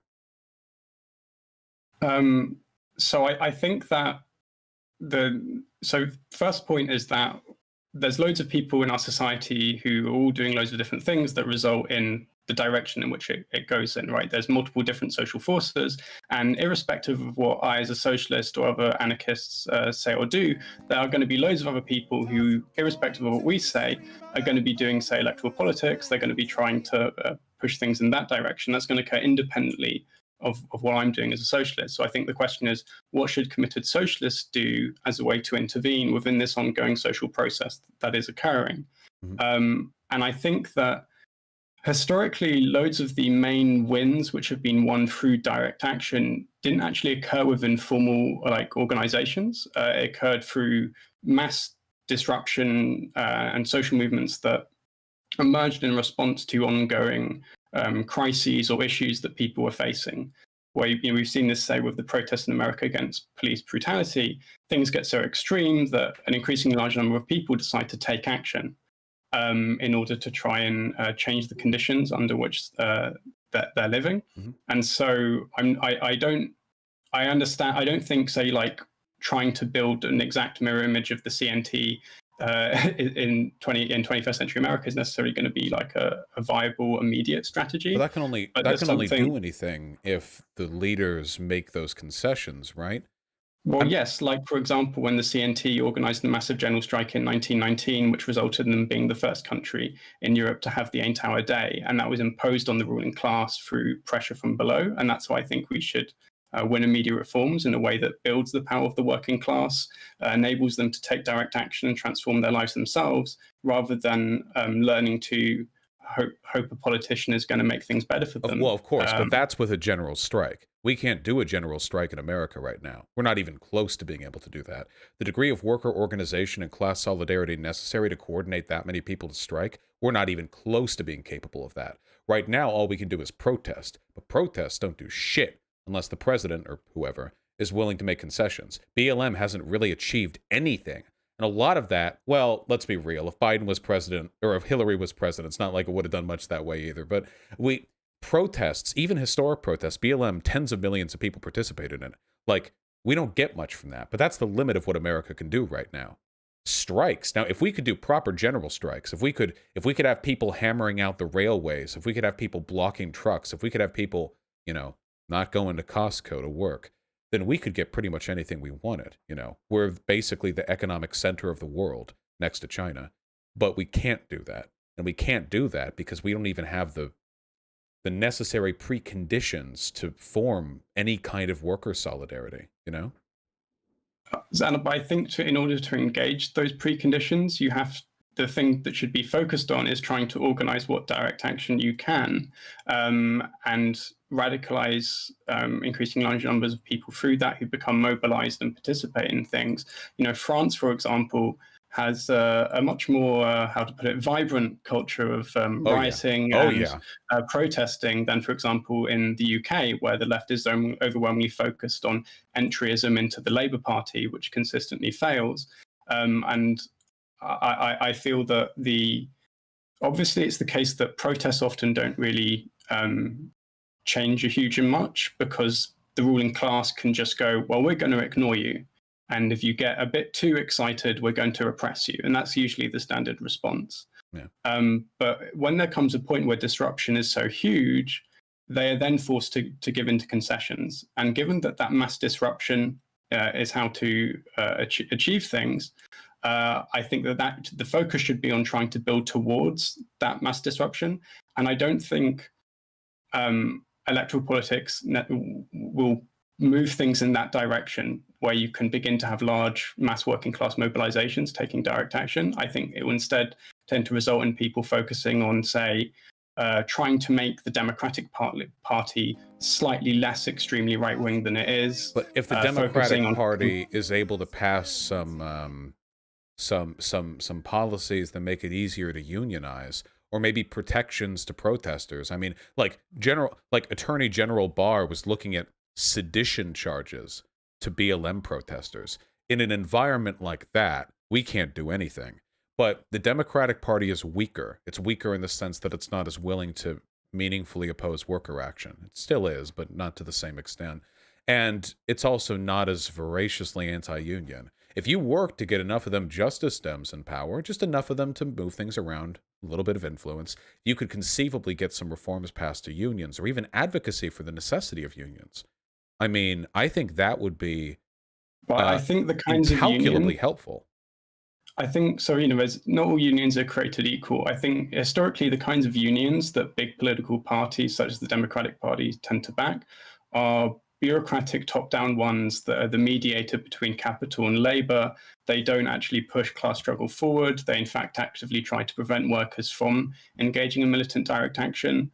What about Bernie? And so, yeah, if you want to, well, I'm not necessarily talking about Bernie, but more like, say, the history of political parties in America in the kind of Great Depression onwards. Yeah, sure. I mean, they massively consolidated huge bureaucratic trade unions, which then meant there was much less militancy and much more kind of bargaining and less direct action than there had occurred, say, during the Great Depression, when a huge amount of it occurred outside of organized trade unions. Yeah, I don't disagree with that. It's just we only have so many roads in front of us, right? I mean, so right now we know we can't do a general strike. It's never going to happen. Look at what's happening right now in the United States with rent payments. We're going through like the dark winter. Nobody can pay their rent. The government is directly responsible. We haven't seen no Molotovs thrown. It's ridiculous. France would be on fire right now in the same, position. But here in America, like, we need something. Do you really think it's so harmful to try to promote the political advocacy of candidates who are more likely to support unions? I mean, Bernie Sanders, he didn't become president, so he didn't pass any union reform or anything like that, but he definitely got people more on board with the idea of worker solidarity. I feel like we have a long, long mountain to climb, but getting at least a little bit of a concession from the federal government is a necessary prerequisite, because right now we can't general strike. It can't happen in this country. So we have to move towards something that allows us to do that. And even if that means I have to be cringe and care about like AOC or whatever, I feel like that's very preferable to just like waiting around and hoping that in a century of constantly declining union membership that just something's going to up and randomly change, right?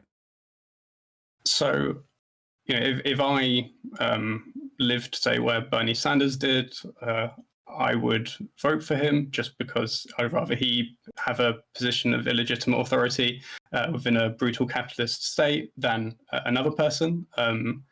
But what I think is that if you want to, if you have so it is the case that electoral politics can achieve certain reforms, although it tends to be the case that when they're not connected with large mass movements that engage in direct action, they don't. When they're in power, they basically don't keep all their promises. And Syriza, for example, was, a radical party. Loads of Marxists were involved in it.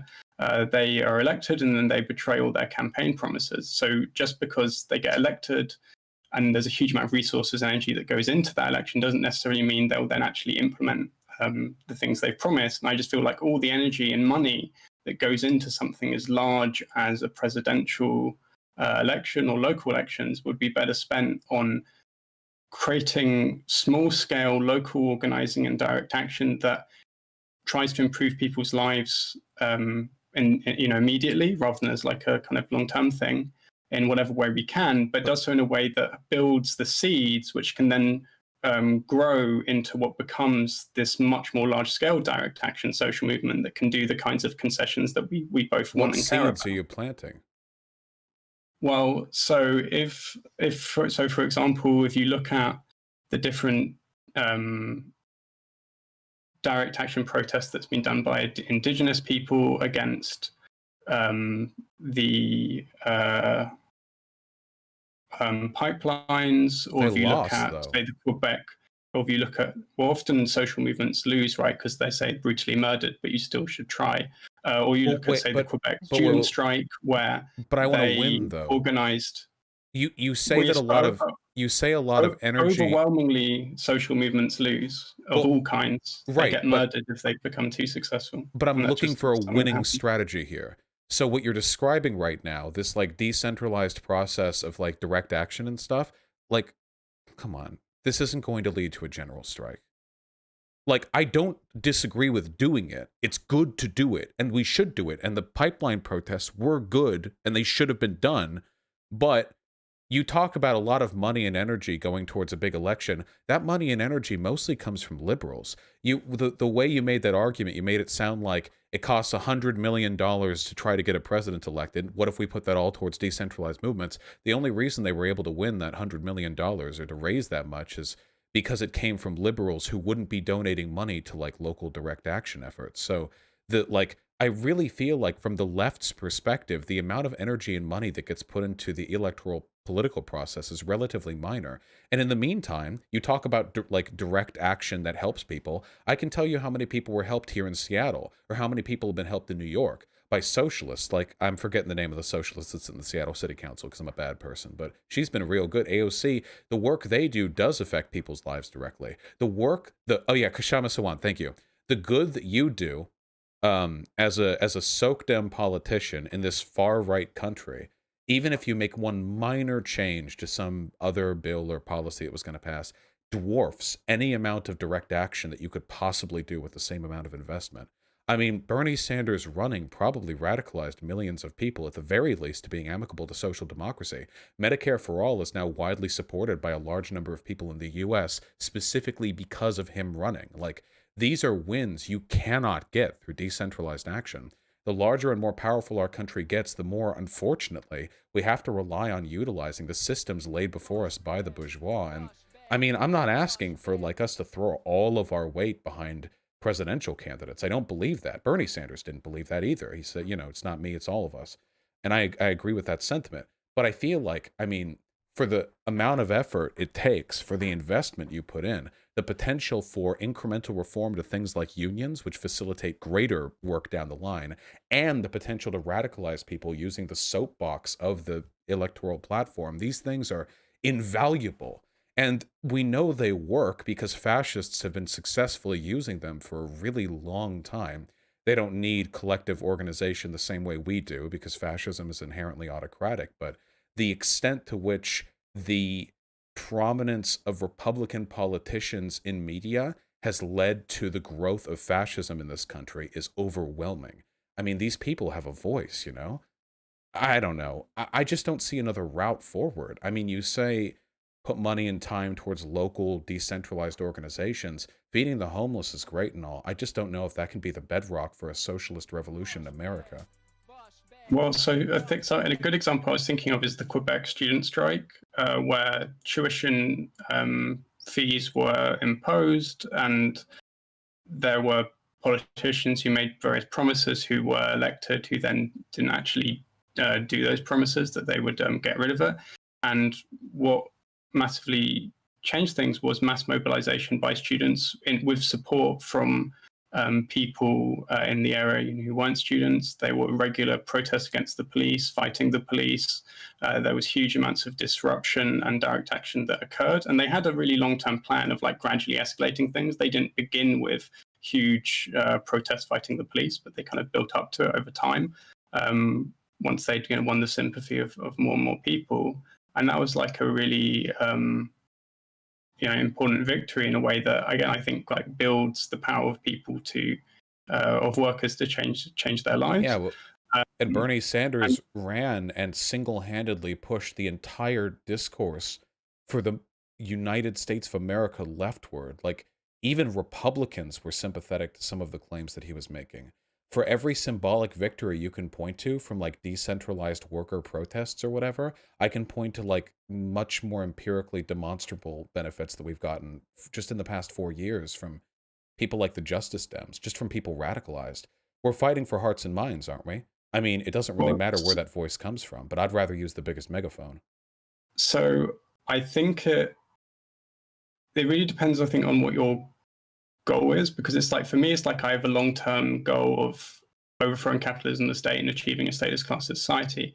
Now, if you just want to achieve European social democracy in the United States, but I want you, which is a perfectly reasonable goal, then yeah, I would absolutely think that one of the best means to do that is through Bernie and AOC and that kind of approach to social change. What I'm advocating for would lead to what you want too, though, right?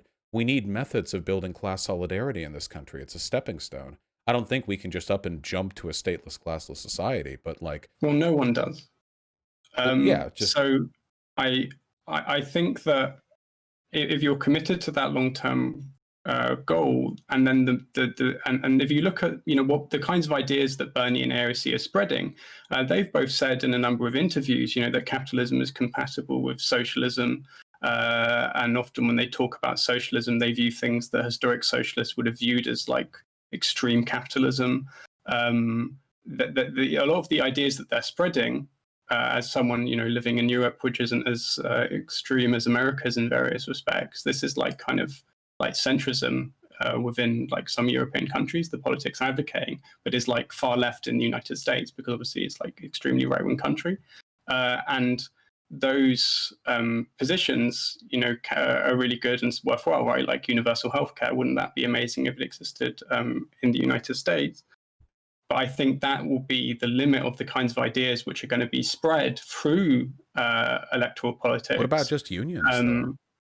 Well, again, like not all unions are created equal, right? Like I don't see them massively backing, anarcho-syndicalist trade union movements that are explicitly committed to overthrowing the state. But the kinds of unions they're going to be in favor of are the ones that tend to be a halt to that kind of working class struggle and end up reproducing capitalism, which is what's happened historically. I'm only looking for that stepping stone. I'm only looking to use electoral politics as a soapbox, as a way of getting just a couple of minor concessions that could be useful to worker organization. I'm not looking to electoralism to give us all briefs on anarcho-syndicalism, from like a FCC broadcasts in between each program. I'm just looking for these minor bits. Like right now, we know for a fact that the material conditions in this country are not ones which will ferment revolution. Which will not happen. Even like, I mean, it was worse 5 years ago. At least now we have a populist sort of slant to some left-leaning politics. But back during the Obama years, or even further back during like the Bush administration, left-leaning advocacy in this country really was limited to like the anti-war movement and like a general unease with income inequality. Nowadays, there are people who talk about collective organization, and some of these people, a lot of these people, were big Obama stans just 5 or 6 years ago. And that movement to the left is purely, or at least in large part, a product of the fact that voice has been given to these radical ideas. In America, universal healthcare is absolutely a radical idea by people like Bernie Sanders or AOC, or even Yang, honestly. And I think these things are useful. Even if these socialists who enter the government, I do think Bernie's a socialist. I do think he's mask on right now. He's hiding his power level. Right, exactly. I absolutely believe that. But even if this means that he has to tone down what he says, or inevitably down the line his messaging becomes more diluted and he just turns into kind of a sock puppet, yeah. It doesn't really matter to me, because the effects of his advocacy are still real. And would Bernie Sanders have done more good for America running in 2016 and 2020, or running a soup kitchen in Vermont until like he retires at 98, So I think the question for me is how, like, Bernie Sanders is going to be doing his own thing, and how can socialists respond to the things he is doing on his soapbox, giving very great speeches on income inequality and how corrupt the richer. I think the response to that is try to use this increased consciousness that has been spread through Bernie and AOC and say, well, you like those ideas, check out these other ones, which are further to the left, which are more based on direct action and these kinds of bottom-up social movements and prefigurative politics. I would want to use Bernie as an opportunity to push people to the left, to explain anarchism and Marxism to them. Yeah, but that's what I believe. And that would be the thing I would focus on. But it doesn't follow from that I think that that socialists themselves should be engaging in electoral politics beyond just voting for the least worst candidate as a means to try and kind of speed up that process. I feel like we should let the democratic socialists do their own thing, and we can intervene within the ongoing social process and try and push it left, given the situation well, don't we want that we're in. If we can take advantage of Bernie's existence to radicalize people to the left, wouldn't it be to our benefit to materialize the conditions to allow that to take place again?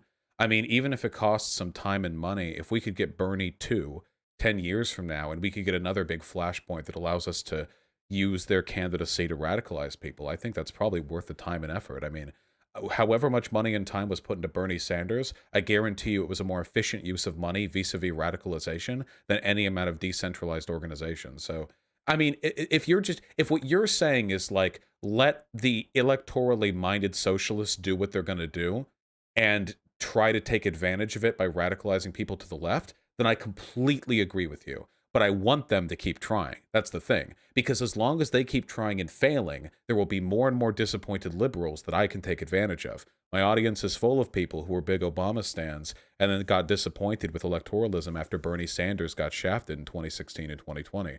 A lot of the people here right now who currently are full dyed-in-the-wool communists moved to where they are now because people like me, if not I myself, were able to, not to find a point in it, exploit their disappointment. I don't think there's anything wrong with that either. You should be disappointed. This country sucks, but I think that's a great process. So historically, one of the main ways that people became anarchists was that they were initially trying to do electoral politics.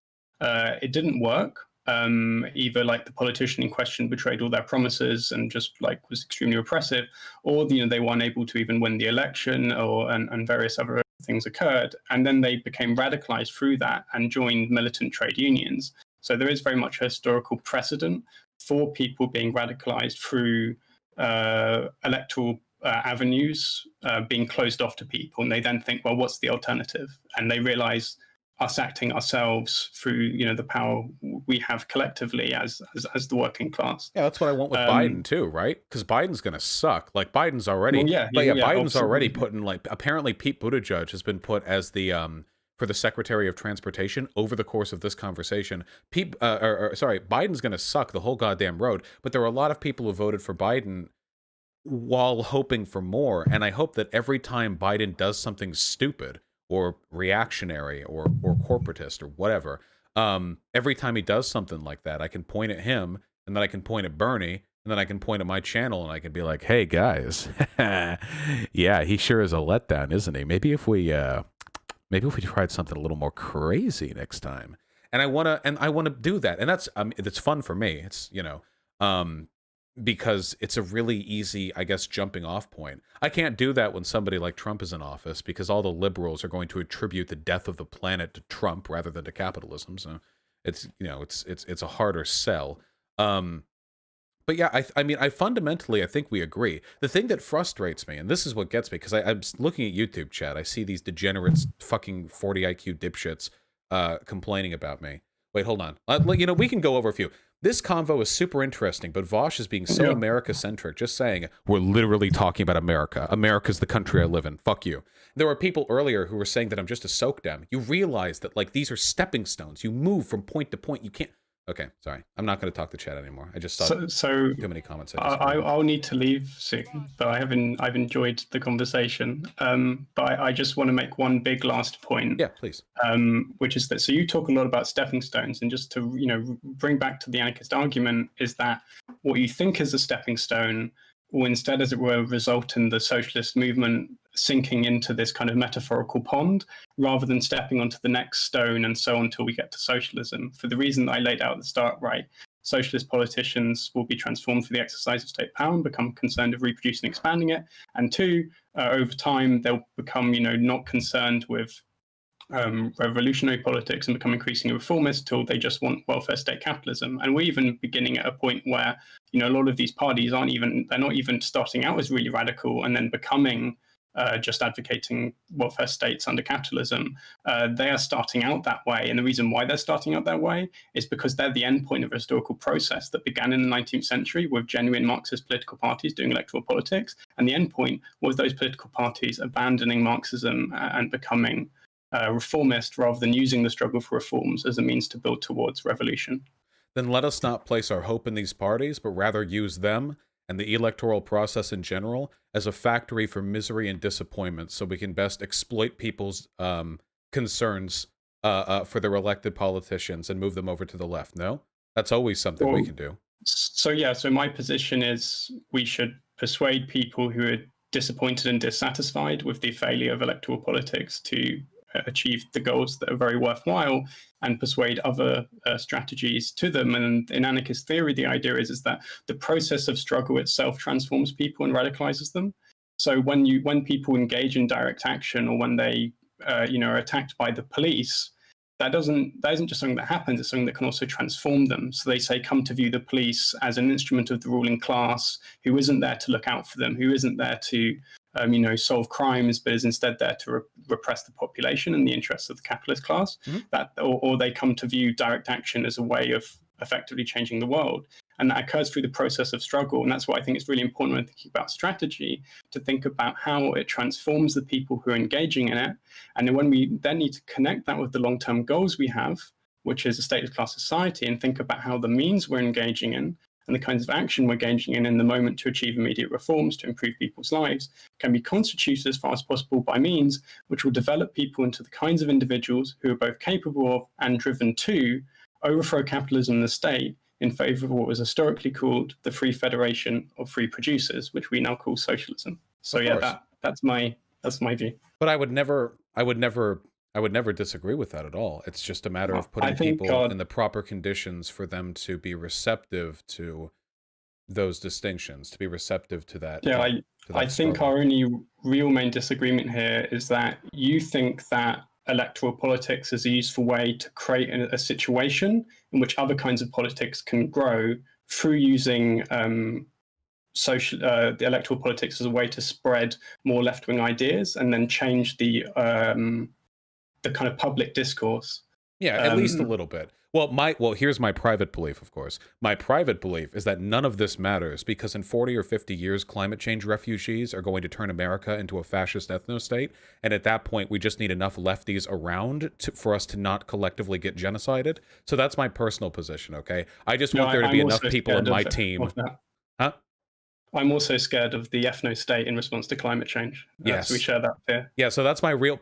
So for me personally, I don't think we're ever going to make it to a socialist revolution. I think there's just going to be a crackdown on people like us, and we just need to be big and strong enough to avoid losing that fight. That's my actual position. But whatever the case may be, I mean, getting people involved in the struggle, whatever leads us there, right? Well, what I would say is that if you want people to be in a position where they're going to be able to prevent that ethno-state or even overthrow it if it does exist, is that they learn to develop what anarchists historically called the spirit of initiative, rather than learning to put all their hopes and dreams in a politician who they think is going to save them. I think that can be a really unintended negative consequence of electoral politics. And even when Bernie is saying, we need to have a movement, we need to do things, unfortunately, a number of people will just put all their hopes and dreams into Bernie rather than learning to act for themselves. You could look at my videos. Take direct action. You can look at my videos back in January and February, but I never put all my hopes in Bernie. I don't want lefties to put all their hopes in Bernie. I want liberals to put all their hopes in Bernie so they get crushed and their disappointment leads them to seek out more left-leaning ideas. I want lefties to consider Bernie Sanders like a fun coin flip, But a lot of people got really invested in them. And now you have a bunch of lefties that are running around like doomer mode with their shoulders slumped forward because they actually unironically thought that Bernie Sanders was like the fucking advent of socialism in the United States. And now that it hasn't happened, they're crushed, If that's what you're fighting against, then I agree with you completely because that kind of anomie is not something I want facilitated in my movement. Okay, I think we will agree on some things and disagree on others, but I enjoyed coming on here and hope everyone who listened could, you know, understand and follow along, and that they thought it was thought-provoking. I have an article where I talk about this in way more detail called Means and Ends, the Anarchist Critique of Seizing State Power, where I lay, you know, well, not all the arguments out, but like some of the core arguments anarchists have in a nice, clear, succinct manner that I recommend listeners read if they want to kind of think about this some more. I'm sure they think positively of the conversation. And yeah, y'all should check out everything that Zoey does. Thank you for coming on. You said that the last time you'd been on a live stream was with Stefan Molyneux 8 years ago. I debated Stefan Molyneux. It was like my first big trial as a YouTuber. I argued with him about philosophy, having studied it for a few months, while he was claiming to be like the greatest philosopher alive. Yeah. And I think I did quite a good job at owning him, despite being like 18 and barely knowing anything. Against the greatest philosopher alive. That's a pretty, you know, pretty strong... He claimed to have solved like metaethics, which is one of the hardest disciplines in philosophy. Yeah, I talked with him, and he said that the only reason the Industrial Revolution didn't happen during Roman times was because they weren't moral enough yet. They hadn't developed the moral fortitude to build the steam engine, even though they totally could have. That is unironically an idealist conception of history. He's a wacky guy, wacky little shiny-headed neo-Nazi. You know. Yes, he is very scary. But okay, Be well, I hope and thank you. The rest of your stream goes well, and goodbye. Have a good one. You too. Oh, thank God. Oh, thank God. She was smart. Oh, okay. Oh my God, I was worried. She was smart and cool. All right. You never know when you're talking to lefties these days. Sometimes people come on here, you never fucking know. You never know how that's gonna go. Okay. All right. I think okay, one of my big issues, I feel like a lot of the time lefties are so fucking idealistic about direct action. They have no goddamn idea like what it would take to actually change the world. But it seems like she was just concerned about a specific set of potential problems that I totally agree with. I completely agree that overinvestment in the electoral process can lead to people being disillusioned after their preferred political candidates, which started out as socialists, ended up becoming watered down socialism. I completely agree with all of that. I completely agree. It was just a matter of finding those pivotal points of agreement. Okay, cool. Yeah, thank you, Zoey. Yeah. Yeah, the channel is Anarcho-Pac. ANARCHOPAC on YouTube. Yeah.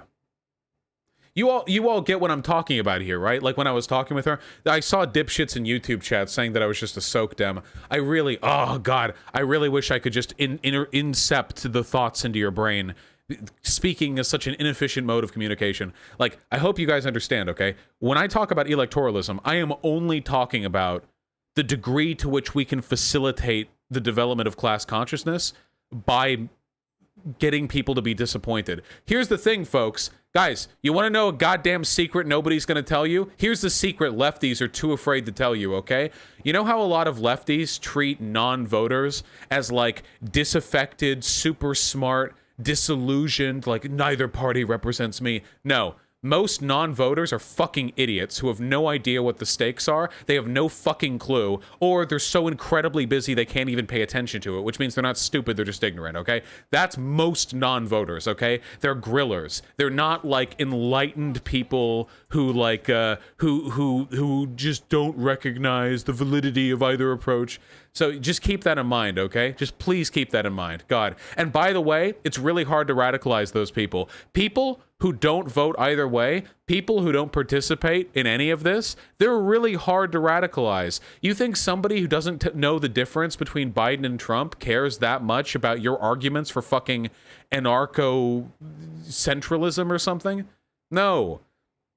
Most current socialists were yesterday either Democrats or Republicans, okay? If you took like proportional slices of the modern left, okay? And you're like, how many of you were non-voters? How many of you were Republicans? How many of you were Democrats? The vast majority of them are going to be Democrats. You're going to have some Republicans. And I think that the non-voters are going to be a much, much smaller portion. So just keep that in mind, okay? It's important to get people invested if you want them to be invested. Even if you get them invested sort of in like the baby's first electoral politics to begin with, that's better than nothing. Anarcho-centralism. Yeah, Vosh just isn't arguing in good faith. What are you people talking about? God damn you people.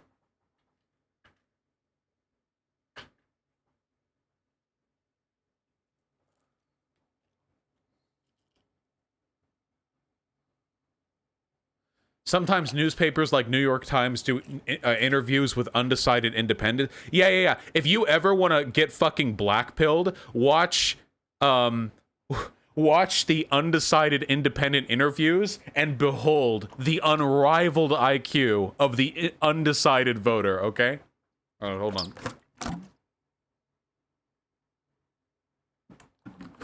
on. Sippy. How can I speak with you, Vosh? You're doing it right now. Let me take a piss real quick, then we'll talk about Pornhub. Yeah, big sippy.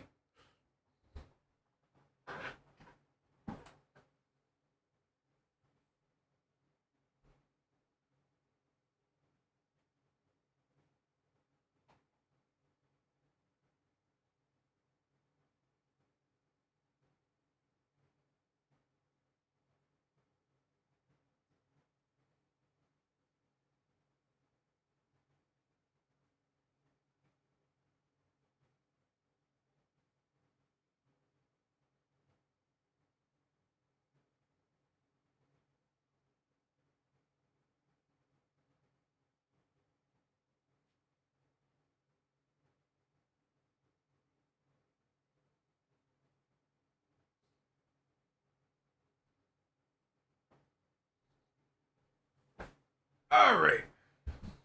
What's up? Is that tape measurer for massive dong? Oh, that? Oh, we were just measuring stuff for my desk. Guys, it really doesn't matter whether or not I wash my hands. You're going to say I didn't anyway, so what's the point of even doing it, honestly? All right. Pornhub time.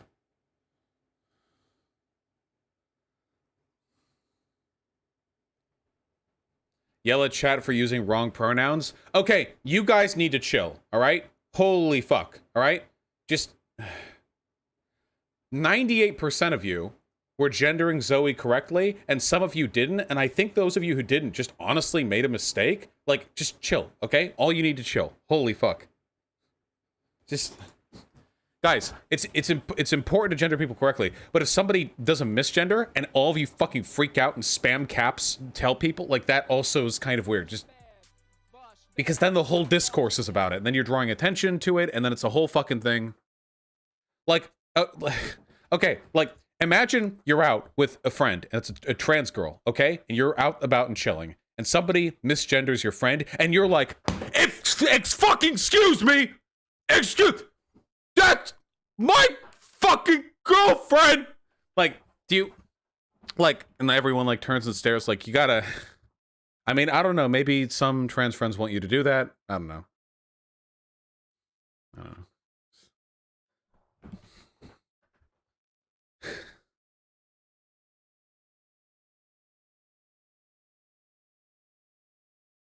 Yeah, I saw the Pete Buttigieg pic. Fuck, that yelling hurt my throat.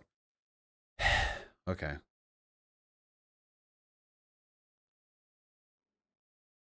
What is this? What is this Discord DM? Hey Vosh, I was wondering if you are truly on the autism spectrum. My partner is on the spectrum too, and you don't... Yes, I am actually autistic. Yeah, I don't know. Okay, we got porn to look at. Wait, before we look at that, somebody linked this earlier. What is this? It's like Nazi stuff? Is this that generation? We're sending our children into battle like soldiers off to war. What? I'm Laurie Cardozo-Moore, founder and president of Proclaiming Justice to the Nations. This is a war we must not lose. The battle is for the hearts and minds of our children. The battleground is American education, and the weapons being used, textbooks and curriculum. What's at stake? Don't fucking drag the metaphor out too long. Jesus Christ. The battlefield are schools. The weapons of war are textbooks and curriculum. our generals, the PTA, and the Education Administration, our air support, the electricity companies for supply. Like, that's The freedom and future of what is this? children who hate America True. and want it destroyed. True. Imagined. We face the tragic outcome of a nation devoid of freedom and the Judeo-Christian values Oh, we got a Ben Shapiro fan. that ensure those liberties. Today, curriculum and tech. Here's a question for you guys. How do you tell the difference between Ben Shapiro type fascist and a neo-Nazi? The answer: Ben Shapiro type fascists say Judeo-Christian values, Nazis just say Christian values, and that's the only difference. Textbooks from kindergarten to high school now teach the lies of socialism, social justice, the 1619 Project, Black Lives Matter, and extreme True. sexual perversion. Sexual perversion. The time to take a stand is now. As a homeschooling mother of 5, I understand that our children are our greatest treasure and our hope for the future. At stake is America's next generation of national leadership and the God-given liberty and freedom millions died to preserve. We can... This is PJTN TV? Reverend Warnock's heresy exposed. You know, sometimes I see stuff like that, stuff like this, and I feel like good, because there's no difference between this channel and a channel with 2 million subs. It's just the luck of the draw. Like, shit like this could easily be like 400,000 views, 370,000 views. But it's not, and it's all just luck of the draw.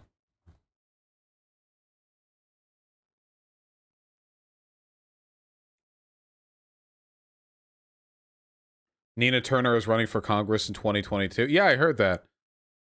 Is the next generation forgetting the Holocaust? With 45 views. Oh, I saw this. Wasn't there like a bunch of kids who didn't even know if the Holocaust happened or something? This was pretty fucked up. Almost 20% of New York millennials blame Jews for the Holocaust, survey finds. Wait, what was the methodology? What was the language of the study?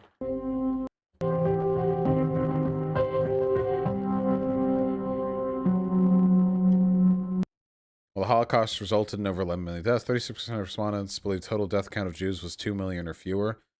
I think I heard about this. It was pretty fucked up. I mean, if this is anti-Nazi, that's good. They were definitely miming. No. Dude, don't underestimate how bad American education is, okay? If there's anything America's good at, it's having shit fucking education, okay? That's our fucking God-given providence, all right? This is from the Daily fucking Caller. Almost 20% of New York millennials blame Jews for the Holocaust. Nationwide survey. Okay, here's the survey. Can I get the survey? This is from claimscon.org. What is this? Conference on Jewish Material Claims Against Germany? Wait. Is this an organization trying to get like reparations to Jews?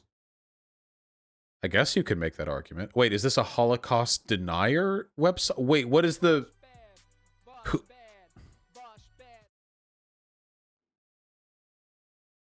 Okay, yeah. Since 1951, the Claims Conference has sought a small measure of justice for Jewish victims of Nazi persecution. I mean, you can argue that. This is still a biased source, though. This is so weird. Holocaust knowledge scores. Can't name a concentration camp or ghetto. You can't... Wait, 55% of people in Texas can't name Auschwitz? What? Yeah, I guess I'd believe that. By the way, guys, did you know Auschwitz wasn't actually the death camp? Auschwitz was a POW camp.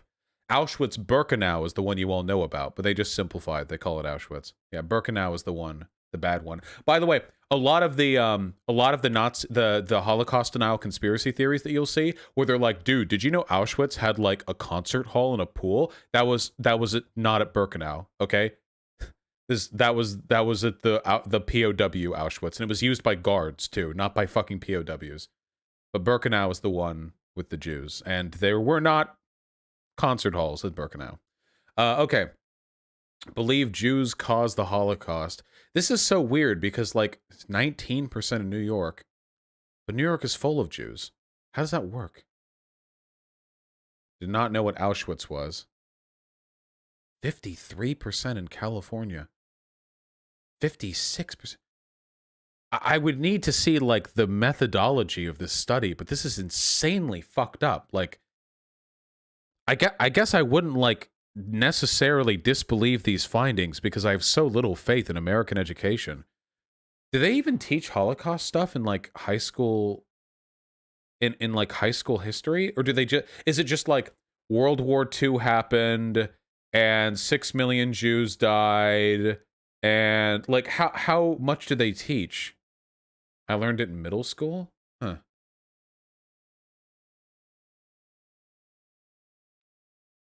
Okay, claims conference. Yes, literally every year, this and 9/11 Vosh until college. Really?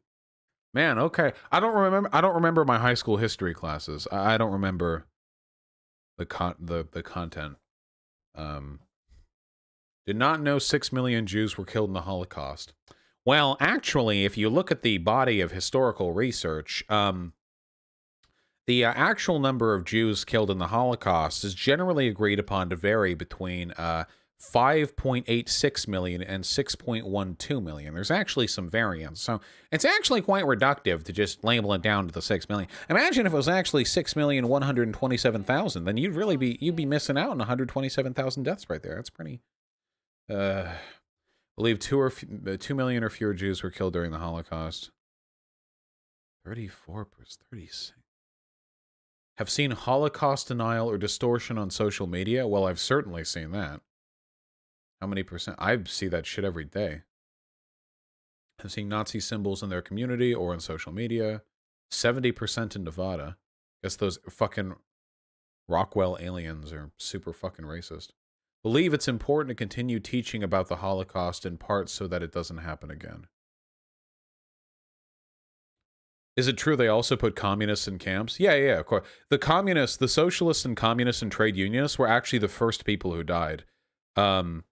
Because they were the people who had the greatest potential to meaningfully resist the Nazi regime. Yeah, gay people, disabled people, they also came for them first, yeah. Believe it's important to continue teaching about the Holocaust. Wait, so in this case, the deeper red would be the better. I guess 31% of people in Louisiana think we're good on teaching about the Holocaust. Like we're good, you know? Who's the most pro-education state? Nebraska? Oh shit, Destin. Oh no. New Mexico at 89%. Damn.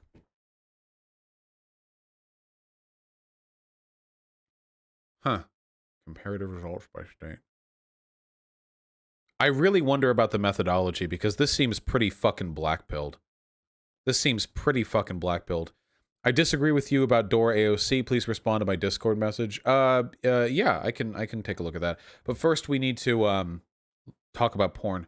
This is why we need Common Core. Also, all history classes, Civil War happened, Holocaust happened, Revolution, that's it. That's literally it. You learn nothing else, really. Yeah, Common Core would be better for this. A lot of people hate Common Core because they don't understand it. It would definitely improve our education. We're so fucking bad in this country.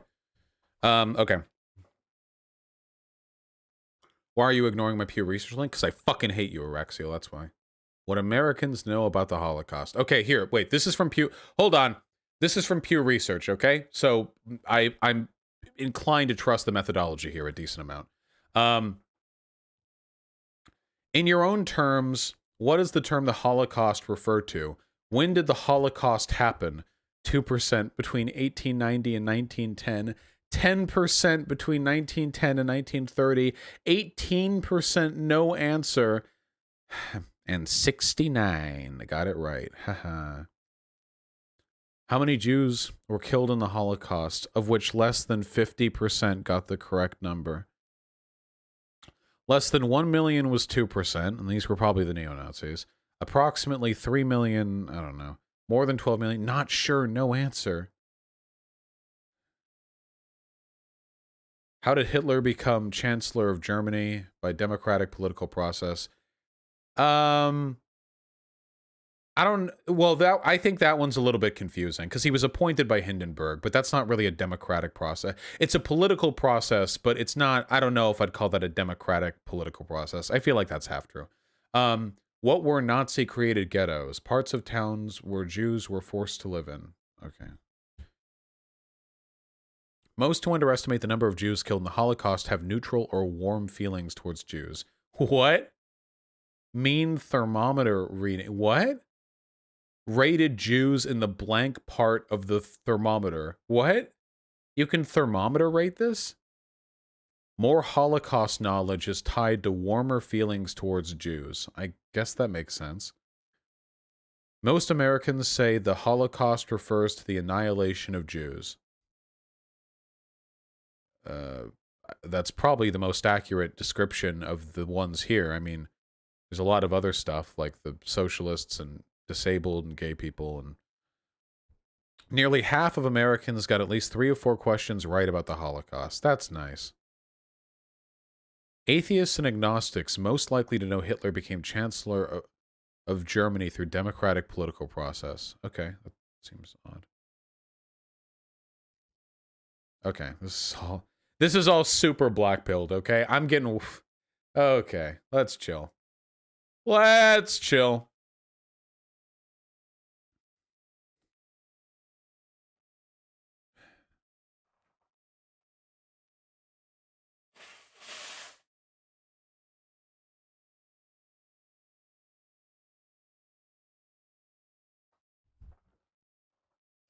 Okay.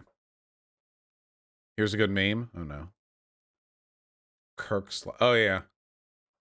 I saw Hyena playing with this the other day.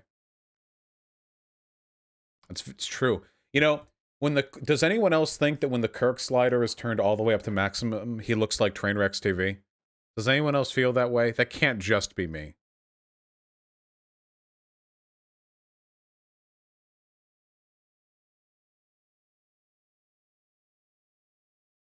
Now he's the little Rick and Morty character.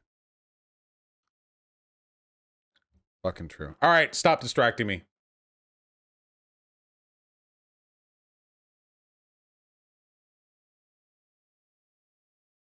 All right, people. I want to make a really edgy joke, but I'm not going to. Fuck! I can't keep that in the segment. All right, get ready for the next introduction. God damn it. I was going to say, speaking of purges. No. Okay, shut up. Everyone, hold on.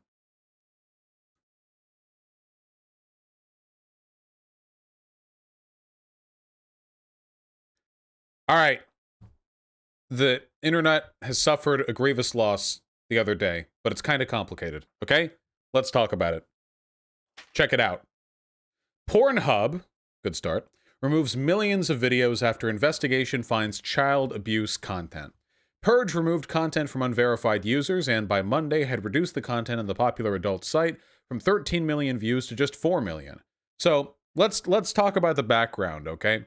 So basically, the gist of it is that credit card companies said they were no longer going to work with Pornhub, meaning, well, these are big companies. I mean, that means a lot of people ain't going to get paid. They're no longer going to work with Pornhub, which means that a lot of the people who make their money off Pornhub, the same way I make my money off YouTube, by the way, were no longer able to get, like, payments done because the credit card companies wouldn't work with them because those credit card companies didn't want to work with an organization that an investigation had found had child abuse on their website.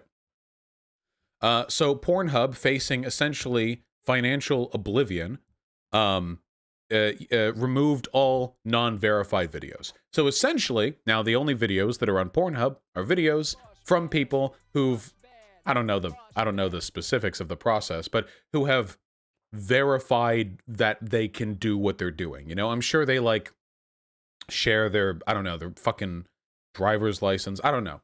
So the good and the bad, okay? The bad is that there were a lot of people who were on Pornhub who were unregistered or unverified, who did, who I believe in some way artistically benefited. They like putting their work up there. I think you can make money even if you're not verified on Pornhub. They did get rid of 9 million videos, which is, I mean, if nothing else, think of all the bandwidth they saved. But on the other hand, and this is something I really want to talk about, by the way, there is a lot of child sexual abuse on those big, like, tube sites.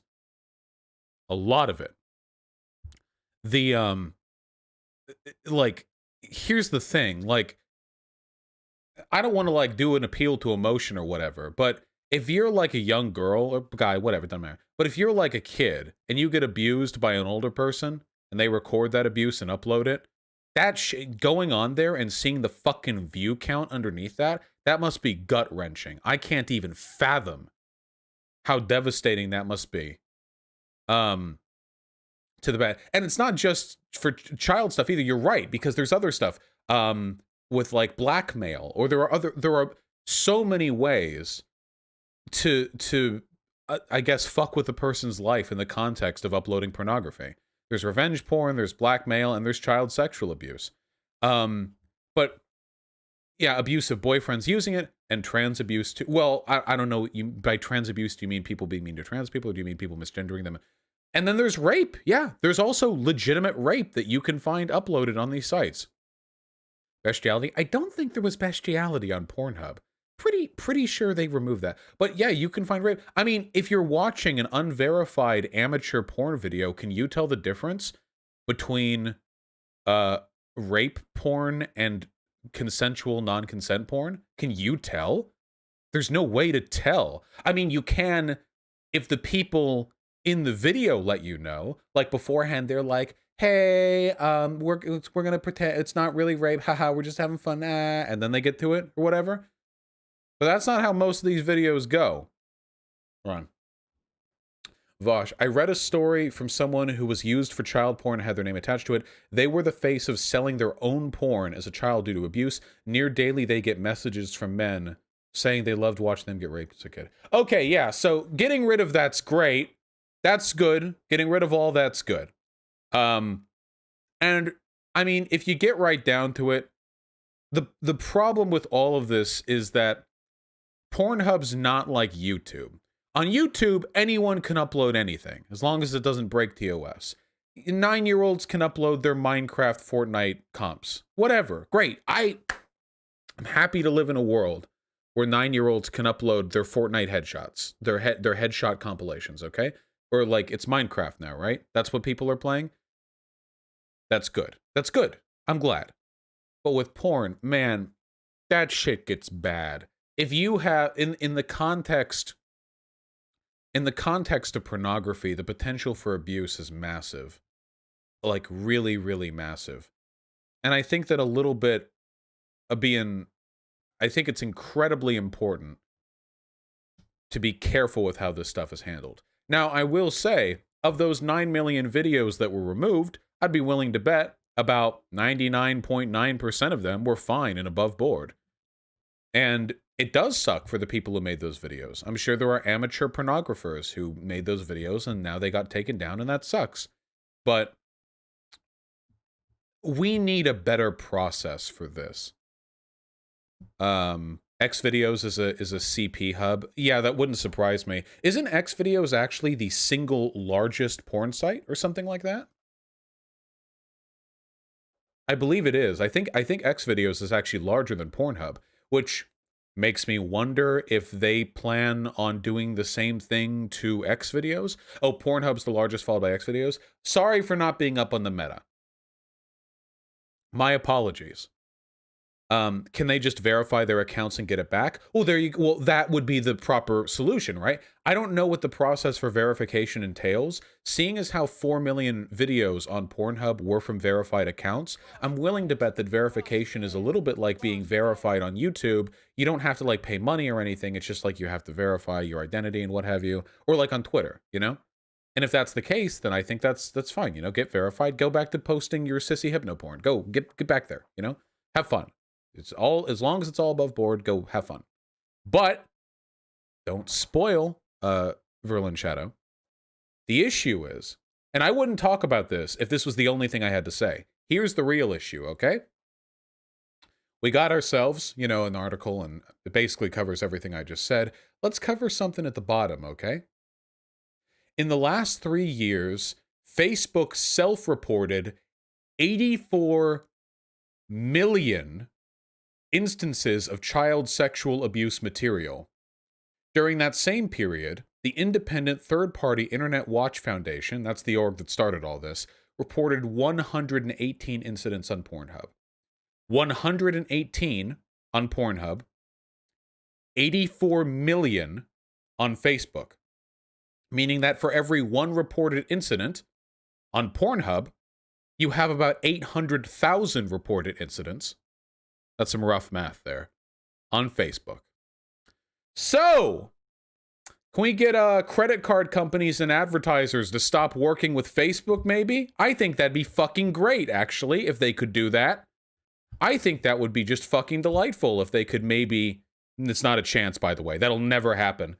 And this is where all the phony moralism behind the Pornhub purge falls apart. Because even though Facebook is a fucking hive of child sexual abuse, they're not going to do shit about it. They're not going to do shit about it because Facebook has a very large audience. There's a lot of money to be made there. I cannot tell who uses Facebook. Child predators. There you go. The thing is, Facebook is like a almost a ubiquitous site, like the way YouTube is. Like Facebook is one of those sites, and we may be hip kids who don't use it or whatever, but Facebook is one of those sites where you can almost expect a person to have it. And for that reason, things get a lot trickier when you talk about what is essentially sanctioning the website. You also have to wonder the context in which this child sexual abuse is taking place. Here's the difference. In Pornhub, child sexual abuse, I'm guessing, is in the videos. That's why they removed the videos. But on Facebook, how much of it is in DMs between people or private group chats? You can just make a bunch of private chats on Facebook. There are lots of things. I guess I haven't actually used Facebook in like basically 5 or 6 years, but I'm guessing there are a lot of things that you can do to hide info on there. Not from Facebook itself, but from outside observation. Back in 2013, you could just find CP clips on fucking Instagram. They cracked down on it, and now they're probably all private. Yeah, oh, God. It's so fucked, dude. There's so much of it out. It really makes me wonder, like, I don't know, like, it feels like every once in a while you hear some, like, highly publicized Fed crackdown, but when stuff like this happens so often, you really have to wonder, like, how the fuck these systems perpetuate themselves. One of the big, like, dark, unspoken things that people don't really like to talk about is the fact that for most of human history, by which I mean all of human history, child sexual abuse was basically the norm. As far back as human civilization is recorded, the abuse of children was pretty well socially normalized. And we, honestly, haven't done anything to change that. We have laws, but remember what one of the biggest subreddits was? Remember? Before it got shut down? It was jailbait. What was it? How many millions of people were there? And of course, that got taken down only after negative media attention.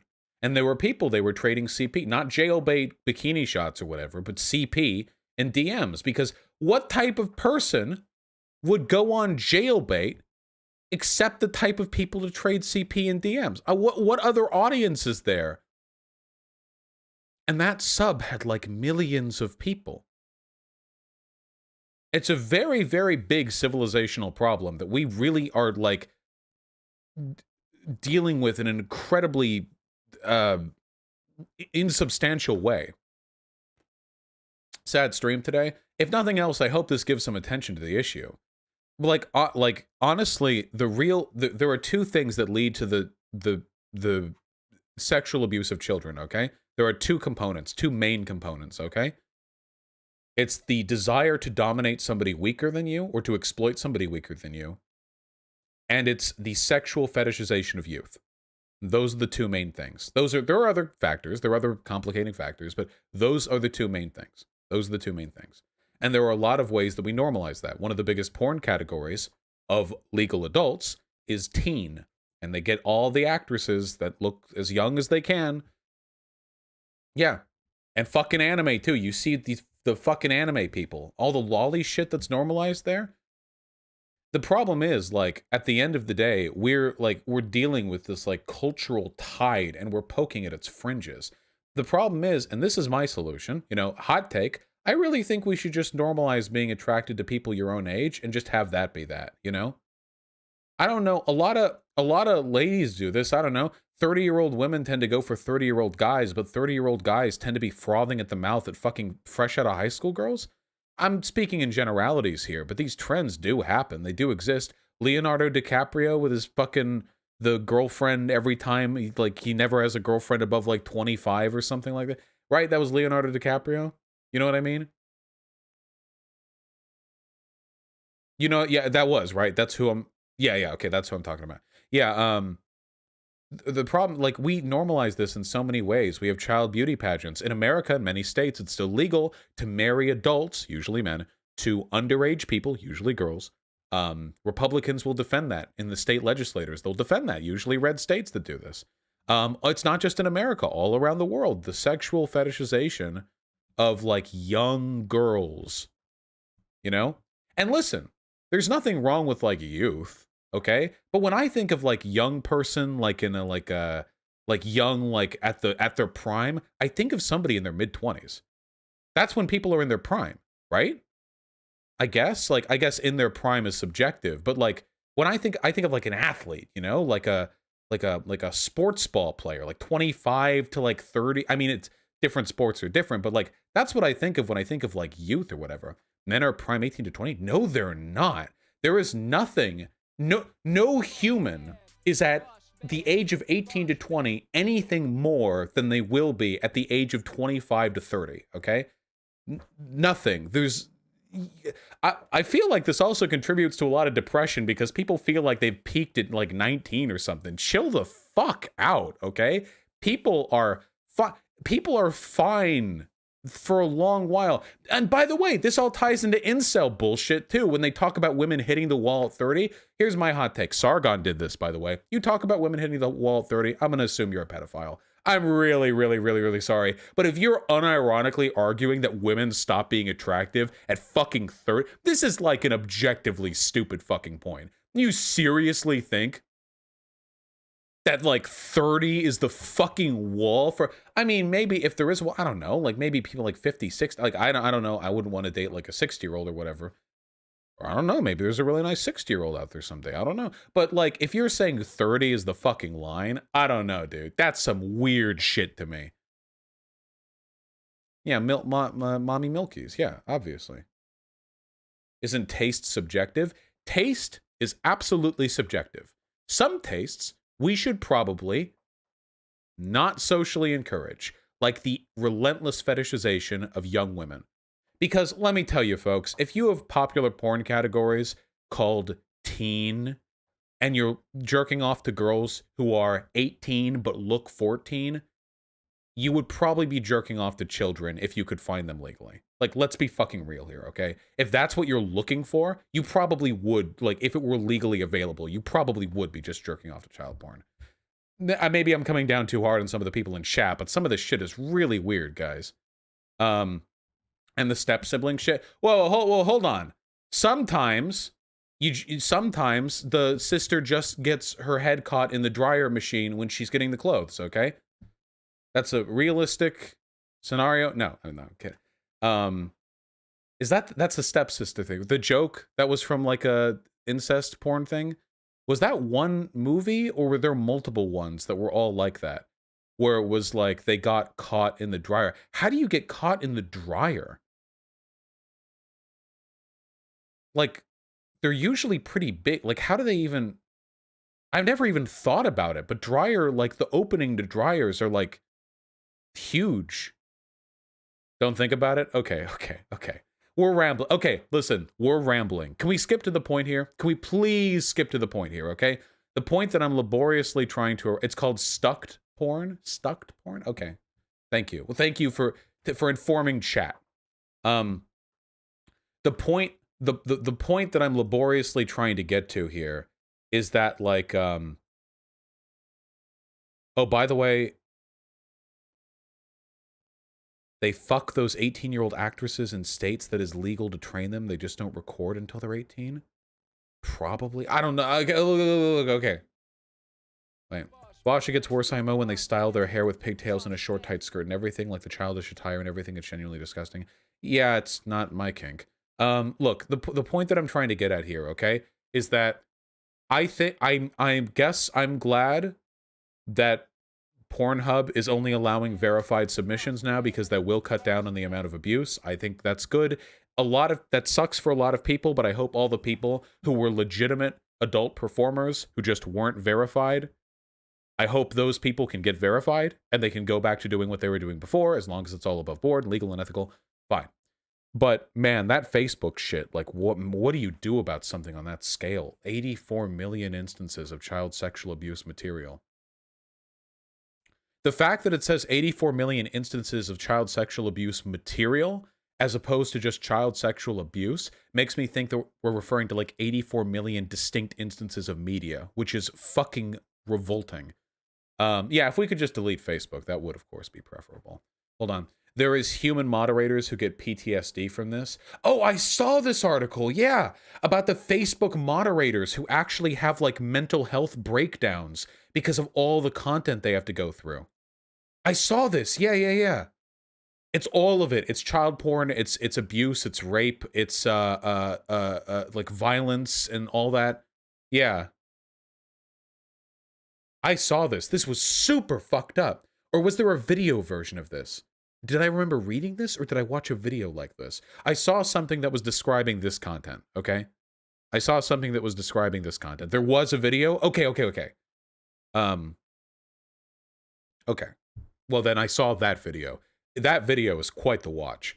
Yeah, I don't know how people do this. This, for me, being a Facebook moderator is up there with being a fucking EMT and being a suicide hotline call person in terms of how much mental damage you're going to inflict on yourself by doing this. Okay? Jesus. Link to the article? Yeah, I'll link it here. The real boys in blue. Well, something needs to be done. But remember, and it's important to remember this, change like this comes from the bottom up. You delete Facebook, they'll go to other sites. We need to do more to A, stop having people be so fucking weirdly obsessed with fetishizing youth. I think that's very important. And B, deleting the internet doesn't get rid of the abuse. It just means people aren't trading pictures of it anymore. Okay, chill. And B, and I think this is the most important one, a lot of child sexual abuse comes from adults who are incredibly predatory, or who are who recognize that they don't have anything to offer adults, and they know children don't have standards. And I think that the more we do to oppose these trends, the more we do to oppose these types of behaviors, the more we can prevent stuff like that. These are big cultural changes, and they've been around for basically for as long as humans have been around. So we need to actually fucking do something about this, okay? Because I don't want to have everyone live in a fucking asteroid or something, and we're still dealing with this shit, okay? It's one of the reasons, by the way, where I think Me Too really matters. Even though Me Too is about, like, it's like Hollywood or like politics ladies or whatever, but you want to set a standard where young people or people in positions of disempowerment, whether that be new employees or kids, you want to set a standard where they feel okay going fucking ape shit, going fucking bananas if they feel they're being abused. And they should, by the way.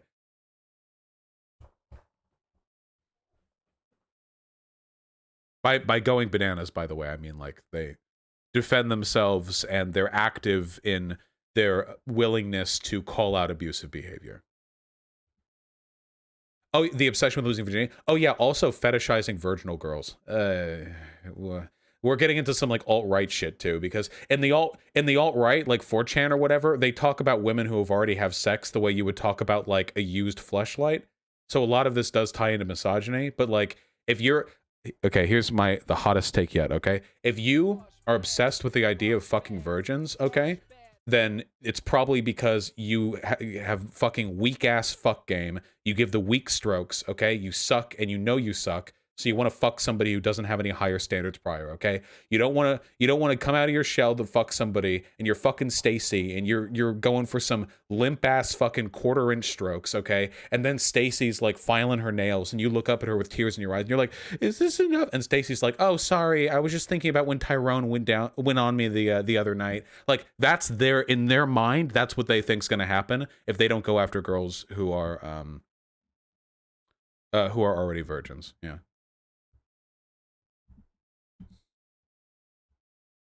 True. So I need to get over that shit. Also, virgins suck at sex anyway. Why would you? They're objectively worse. A lot of guys think of sex as something you do to a woman. Like, women can be good or bad at sex. Like, it's not, like, there could be women who fucking suck at sex, and that shit sucks. And there are women who are good at sex, and that shit doesn't suck. Like, you're not even bargaining for anything good. I mean, I'm not saying that if you're a virgin, you're a bad person. You know what I mean, right? Everything takes practice. They just like assaulting somebody. Well, yeah. Okay. All right. This is a torturous and laborious segment. It's depressing, and we're having way too much fun right now making fun of the straw man that we have constructed. Okay, let's all chill. Let's take a step back. Okay.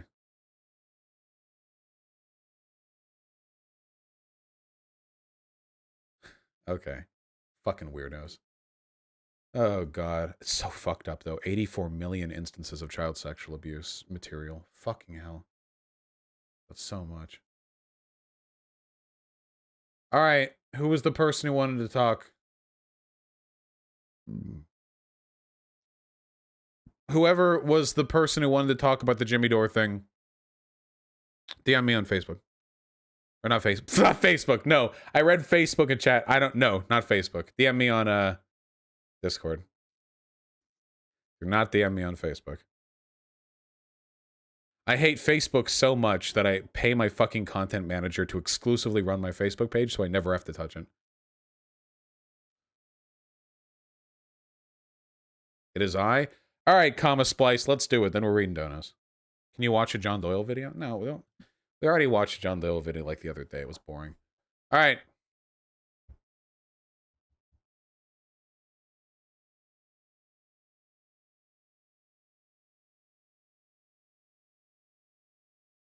Can you hear me? Yeah, what's up? What's good? So, yeah, I'm just to be clear, I'm not full on the. Well, first of all, I am a fan of you. Nice. And to be honest, kind of nervous. I've never really talked to a lefty, an intelligent lefty about politics. So you think I'm intelligent? Huh? Oh, of course I do. Oh, thank you. But yeah, here's the thing. I'm not like full in on the Jimmy Dore boat. I don't like the way he antagonizes AOC, but I think there is something to be said about AOC needing to use her platform to be a bit more aggressive towards the corporate Dems, and I definitely don't think she's gone far enough. Okay, so in the specific sorry, I had a cat. In the specific context of the holding Pelosi's vote hostage thing, like, what good do you think can come of it? I mean, holding Pelosi's vote hostage. I mean, I think there's definitely something to be said about like, it really does show who's gonna actually vote for the Medicare for All bill, you know? I think I agree with Kyle Kalinske when he says, yeah, there are people who are on the list who say they support Medicare for All, but at the end of the day, who's actually going to hold their feet to the fire and vote for it? Well, why does that matter? Like, not enough people are going to vote in favor of it that it'll pass it. So why does it matter who will or who won't? Wouldn't it actually just make us look really bad if a bunch of people who pledged to vote for Medicare for All actually didn't? Like, it would make us look really weak and ineffectual, you know?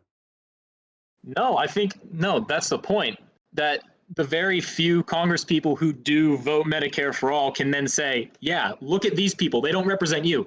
We're in the middle of a fucking pandemic, and the supposed left party isn't going to vote for universal health care, which every other developed nation has. Like, it would make the... But Biden is advocating for universal health care. The rest of the world doesn't have Medicare for All. No other country has Medicare for All. No, Joe Biden is not advocating for universal health care. A public option is not universal health care. It is by definition universal health care, yeah. No other country in the world has anything as radical as Medicare for All. That's not true. There are certain countries like Canada, like, right, people like to say Canada has a public option. Canada doesn't have a public option. They have something called multi-payer, right? It's where the government takes care of your insurance up to a point, but then private insurance covers the rest. Yeah, Medicare for All is the complete abolition of private insurance. That's like that is far more radical than any other country like on earth. What Biden's advocating for is a form of universal health care. I disagree because here's the problem with a public option. Here's why I really don't want Biden to get a public option done, which I don't think he will, because I don't think he actually even wants to get a public option. He just wants to expand Obamacare. But I still think that's what he says. He wants to expand Medicaid so that it can be used as a public auction. Yeah, that would be his expansion. Now, I don't necessarily think he's going to do that, but that is what he's pushing for. Okay, but here's my problem with a public option. You see, if a public option gets passed, it's going to be underfunded. People who want better healthcare are going to need to get private insurance. It's going to keep private insurance in the forefront. Then Americans are going to have a bad perception of what I completely agree. I completely agree with everything you're about to say. Yeah, that's why I'm a supporter of Medicare for All. Right, and that's what I want getting done. I want Medicare for All. We need Medicare for All in this country. But it's not going to happen. Okay, and that's why the few Congress people who are progressive get people on board with that. Like, if I'm in AOC's position, I'm using Twitter every day to give every reason why Biden's plan sucks, why we need to abolish private insurance. Because when you poll Americans on Medicare for All, once you tell them that it gets rid of private insurance, they get scared. But liberals need to realize. But she does. She's an advocate for Medicare for All, isn't she? I mean, it's not like she's been quiet about it. Yeah, and that's why I'm saying she needs to be more aggressive on Twitter. Now, withholding the vote thing, I don't know if that's necessarily important, but I agree with Dore and Kyle in the sense that, yeah, they need to use their platform. They need to list every donor that these politicians have. They need to say, okay, you want to know who's in Biden's cabinet? Anthony Blinken. You know what he did? Pushed Biden to vote for the war in Iraq. Praised Trump for bombing Syria. He wants to keep America, quote, I think AOC has been critical of some of the picks. I don't think she's gone like incredibly super hard, but don't you think there could be consequences to being overly aggressive? No, I think here's the thing. Liberals, and I go to college, right? Surrounded by liberals. Okay, like people who don't necessarily keep up with politics, but like, yeah, I'm voting Biden. They follow AOC, and their politics, when it comes down to it, align with someone like Bernie Sanders, right? So they need to realize that, politicians like Biden really aren't on my side. Yeah, but and AOC has this grasp on the younger demographic. Yeah, but I think AOC has been pretty consistent in advocating for a more radical platform than that proposed by the general Democratic Party. I mean, I don't like to imply that AOC has just been like 100% like a corporate Dem. She's been pretty clearly advocating for more radical proposals. She pushed for the Green New Deal. She's been critical of Biden's cabinet choices. She's been critical. She openly supported Bernie Sanders during the presidential primary, and she's been asking for more concessions from the Biden administration. The problem is that if you're overly aggressive as somebody in the position of AOC, you run the risk of making yourself a target of Democrat demonization, which can harm your ability to captivate the attention of liberals in the future. They're already a target of Democrat demonization. No. It can go much harder. Can you imagine the entirety? If they end up holding up Pelosi's nomination and causing infighting within the party over a call to hold a vote on a policy that is 0% chance of happening, don't you think that would make her look incredibly petty? We already had a referendum on Medicare for All. It was Bernie's presidency and he lost. It would just make them look like a bunch of sore losers who aren't actually willing to cooperate with the Democratic Party. No, I don't think it makes them look petty. I think it makes them seem virtuous. I think what people will see what AOC is doing if she goes. They're not doing anything. They're just holding up the vote. Like they can't accomplish anything. It's literally virtue signaling. All right. Well, fuck holding up the vote then. Like we don't have to do that. All right. But you should be. as someone in Congress who is not beholden to corporate donors, you should outright call these people corrupt. You should make it clear that they're not on your side. We're past the point where we have to worry about Trump. It's Biden now. But Like, why would these people work with AOC in the future if she's going to call them corrupt now? They're not going to work. They're not going to work with her. I don't see that happening. But then she has no power. She doesn't represent a majority caucus within the Democratic Party. The only way she's ever going to get anything done is if she cooperates with other people. We're working towards 2022. We're working towards the primaries. What about the primaries? We need to get more progressives elected. That's the whole point, because these corporate Dems, at the end of the day, I think it's kind of delusional to say, oh, we're going to push them left. No, we're not going to push them left. We're going to fucking replace them. Yeah, I don't disagree with that. But how do you replace them with ineffective virtue signaling that causes the Democratic Party to demonize you and causes a rift? Like, I think we just don't know how this works. Being loyal to the Democratic Party. That's what I'm arguing. Who's loyal to the Democratic Party? Liberals. And like, look, I'm not even as radical as you. I mean, I'm a suck them, right? But like, I still, like, I don't think that people are as loyal to the Democratic Party as you think. I think there are plenty of liberals. Most people just vote along party lines. Like, right, most people vote who supported Bernie ended up supporting Biden in the end, you know. But young people, like people my age, I'm 19, right? People my age who, are, self-proclaimed liberals, when you ask them about their policy positions, they're either like, I would categorize them as suck them or socialist, right? But like, because of the rift we have in this country, we'll say like, oh, I'm a liberal, whatever, because they're not like fully invested in politics. And I don't want everyone to be, I don't agree with you when you say like we need to radicalize people. I think Medicare for all is the common sense position. Wait. So you're talking about the population of the country based on your experiences with college students. I don't think you necessarily have a representative sample of people's general opinions on any of these issues.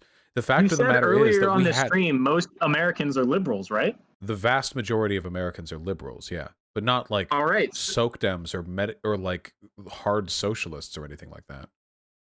Right. So I think what we need to do is we don't frame these issues as socialist. We frame them as, oh yeah, we're still going to maintain capitalism. And I realize that's not the end goal. I understand. But to get people on board with the progressive agenda, we need to say, well, Medicare for all. Why do we need Medicare for all? Because it's going to save money, because healthcare shouldn't be a commodity. Bernie did all of that and he still lost. I mean, yeah, that's why we keep going. We don't stop knocking on their door. No, you can still. No, I'm not arguing against knocking on people's doors and trying to move them further to the left. You know I'm in favor of that. I'm saying that AOC has a limited amount of political power, and whatever power she does have generally relies on her ability to work with other Democrats from the left. So if she trades that political goodwill for a meaningless virtue signal over a bill that has no chance of passing, I feel like that's a really ineffectual use of her political power. I don't mind her being antagonistic, but needless antagonism, or antagonism which feels like it's not warranted, is only going to serve to make liberals feel as though she's not one of them. That AOC isn't, in fact, a Democrat, that AOC is some radical, idealist, communist, whatever. And once you lose them on that, it's harder to pull them over to the left. You want them to feel like AOC is their ally, you know? See, but here's the thing. The younger demographic is going to follow AOC. If AOC can just nudge in the direction a little bit more, I know she already does, young people to don't an vote, extent. though, so young people got Biden elected. Young people, like 26% of young people vote or something like that. Young people do not vote. Like not even close to how often like older people vote. Oh, I mean, obviously, but you have to admit, way more young people voted this election cycle than previously. And a large amount of that is due to the pressure of people like AOC. Well, relative to the general population, I don't actually know if that's true. Now, AOC does bring out a lot of people, but her sway over the younger demographic doesn't mean that she can just defy the DNC. I mean, that would turn out really, really poorly for her. Yeah, I mean, I understand what you're saying, and I'm not like You know, like I used to watch Kyle Kalinske a lot, and then now I think I still watch him, but I definitely watch you more probably. And you know, I'm kind of in the middle of both of you when it comes to my perspective on this. But yeah, I mean, I definitely see what you're saying. Yeah. Yeah, I mean, I don't know. This all gets compounded, especially with Jimmy Dore's behavior, because he is incredibly antagonistic to AOC. Like, Jimmy Dore has been throwing volleys of antagonism at AOC for like a year now, saying that she's like a corporate dem and she's betrayed us. But these are completely unfounded criticisms. But, right. Yeah, and I agree with that. Yeah. Yeah. Wait, you agree with him, or you agree with my criticism of him? No. I agree with your criticism, because I think while I am in favor of Democrats acting more aggressive towards corporate Democrats, I don't understand how you can call AOC a sellout or corrupt. And it pisses me off. What really started turning me off from Kyle is when he started calling Bernie a cuck. Like, yeah. No. See, when people start to act that way, what it reveals to me is that they have no fucking idea how politics work. And of course, Jimmy Dore doesn't. I mean, I've seen enough of that guy's content that guy has no fucking idea what he's talking about. But the issue is with issues like this, the ability to... So the goal of a politician like AOC and Bernie is twofold. You want to radicalize the population and move them over to your positions. You want to politically shift the Overton window. And you want to pass good policies. The issue is, Bernie Sanders didn't win, and AOC does not hold a majority caucus in the Congress, so neither of them are capable on their own of pushing for any good policies.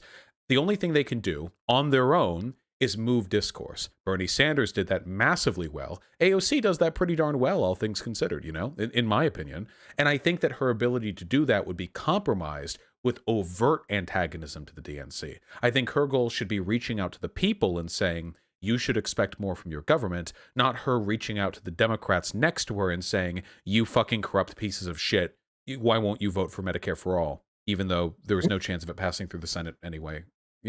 I just think it's a bad use of political capital. I agree with you up to that last point. I don't think she should say, oh, you piece of shit, you're fucking corrupt. But I think, yeah, you should call out corruption where corruption is. And like when Bernie Sanders was asked, do you think Joe Biden's corrupt? And he's like, no, he's a good friend of mine. I wouldn't go that far.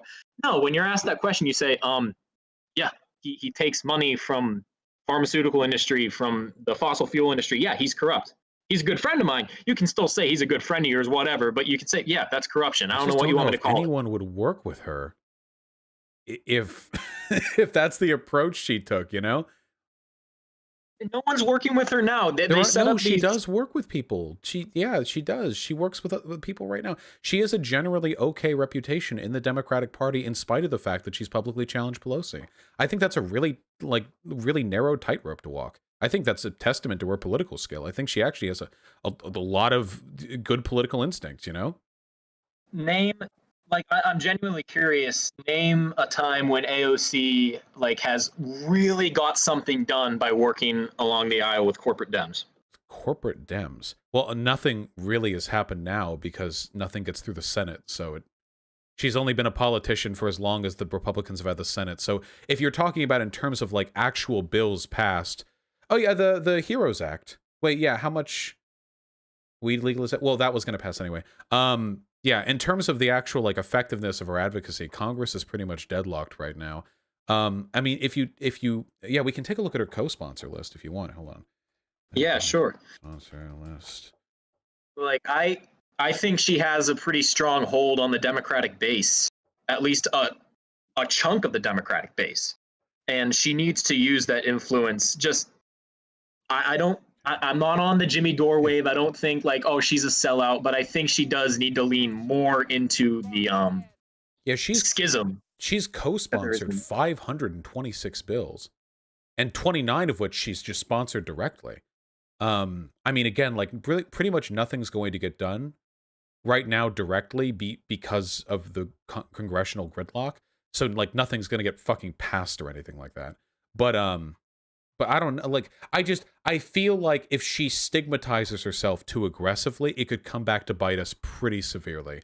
And I definitely do not want to have a conversation with a liberal trying to advocate for Medicare for all or something. And their impression is that soak Dems and socialists are all selfish virtue signalers who don't actually care about doing anything in Congress and just want to get like clout with their hyper radical bill passages, you know? Right, and that actually, I want to talk about something else, and that's pragmatism. So, like, I do consider myself a pragmatist. What do you feel about using capitalist arguments to present to liberals and conservatives socialist policies? I'm totally fine with that. I genuinely don't give a fuck what arguments we use, like, at all. Right, because I'm worried about getting shit done, and I think, like, no offense to you necessarily, but I think you do kind of have an echo chamber going on with talking about socialism. I think we really should kind of stray away from the rhetoric of we're going to abolish the state. Well, that doesn't necessarily make it an echo chamber. That's just a sincere reflection of my political views, right? Right, but I think here's the thing. Ideally, would I, call myself a libertarian socialist or something along those lines? Yeah.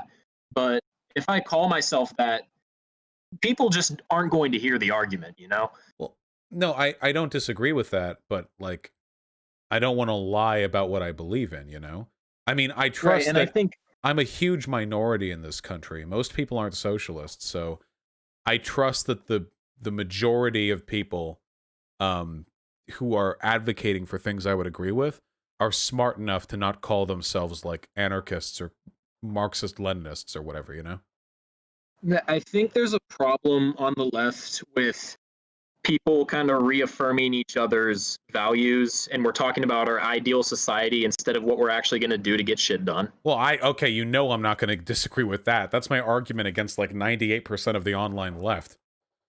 Right. I know yeah. All right. So yeah, I mean, I care a lot about political efficacy, One thing, so here's the thing that a lot of lefties don't like to talk about. A lot of lefties hate to talk about this, okay?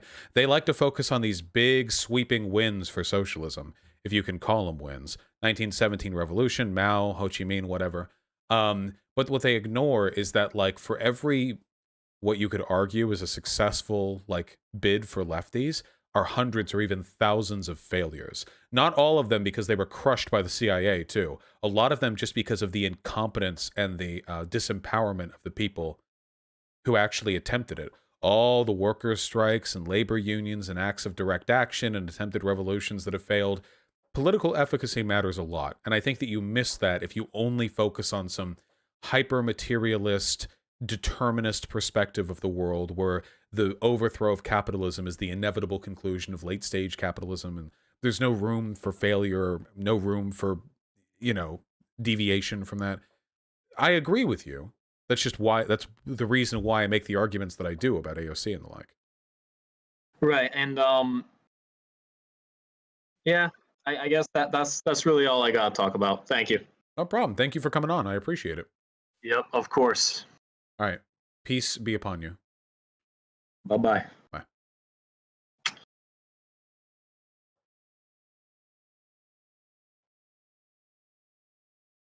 I think you should change the color of the light occasionally. Yeah, sure. Yeah, now I'm 20% gayer. What a pleasant stream we've had so far. I think. Yeah, purple, pinkish. What a pleasant stream. So, what was I saying? What is the provisional? Would you prefer the provisional government of Russia to the Bolsheviks? I don't know that much about the provisional government, but I'm pretty sure the provisional government was at least better than what the USSR would turn into. I mean, if you go far enough down the line, things got pretty bad in the Soviet Union. The provisional government was made up of liberals, so I'm being asked if I would prefer liberals to the autocratic, state capitalist, Stalinist Soviet Union. Yeah, I would say I'd probably prefer the provisional government. Call me a lib if you want, but I'm not a big Stalin stan over here.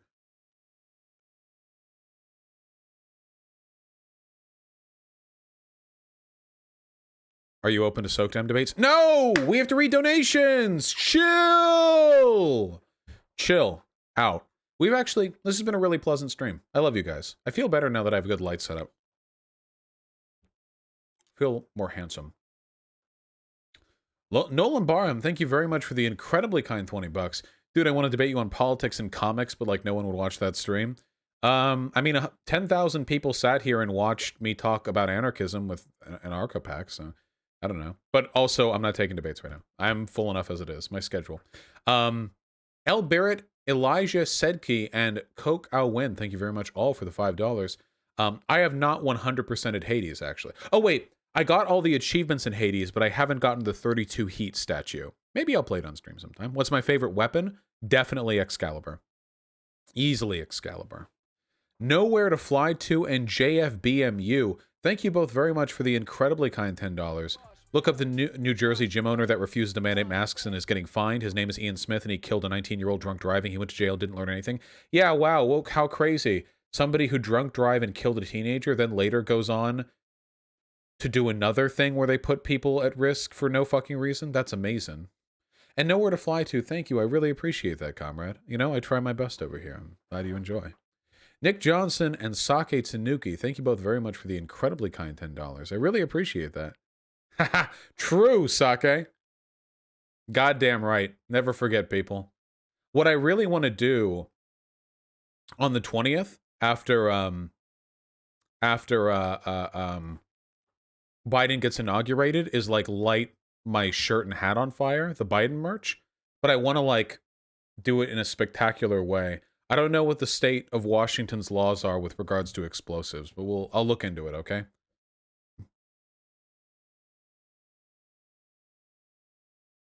Do it outside?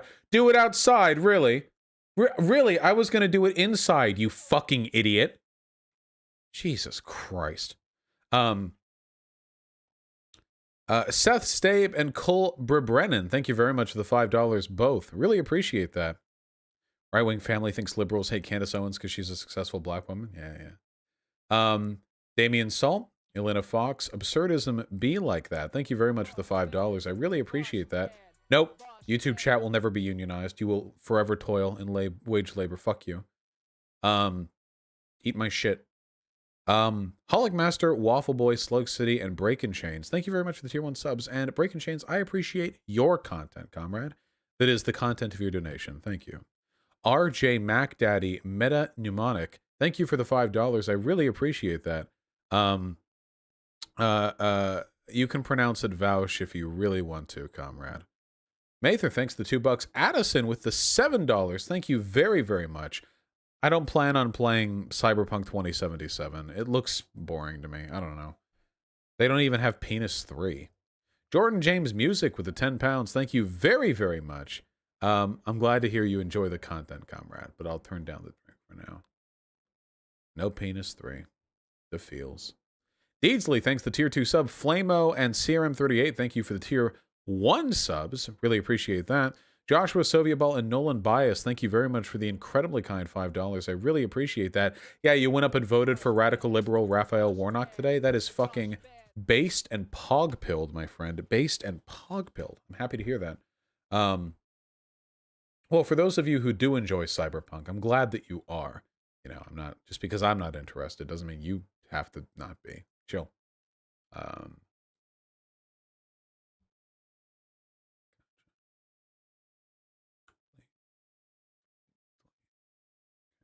Can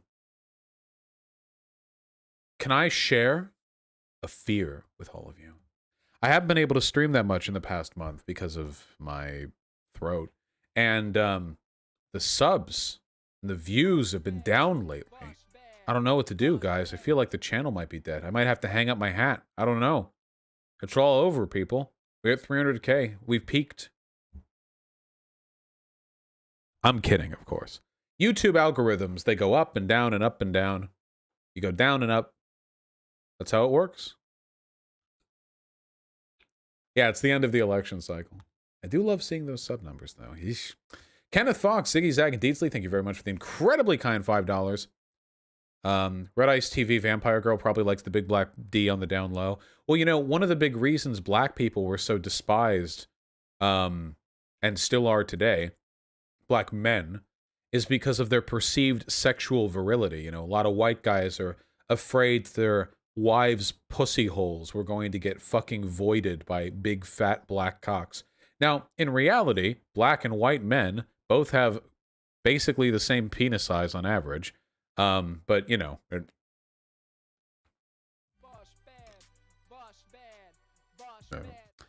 Comedy, Maddie, and Steele, thank you very much for the incredibly kind Tier 2 sub. My pleasure, Comedy. Seriously, I'm happy to have you here.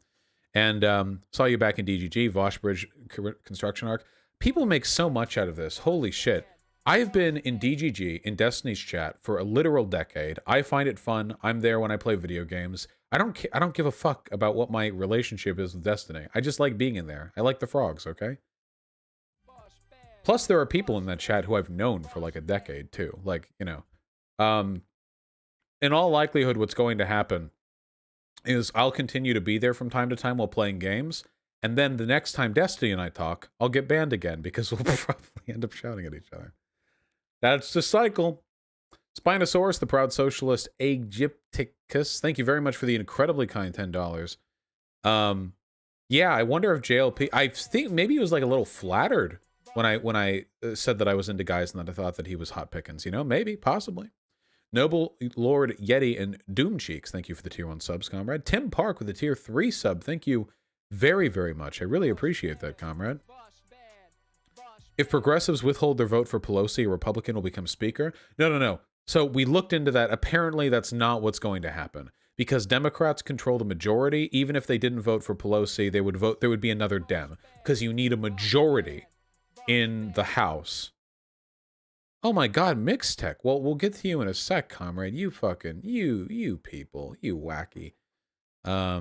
Yeah. If there was a risk of it leading to a Republican House leader, I would be declaring a fucking fatwa on all the Jimmy Dore fans right now.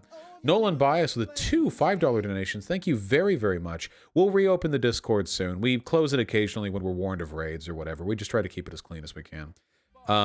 Fanatic, thank you very much for the $5. I would talk to you just to compliment you on all your black conservative breakdowns. Kudos. We hate those blackface grifters. Whoa!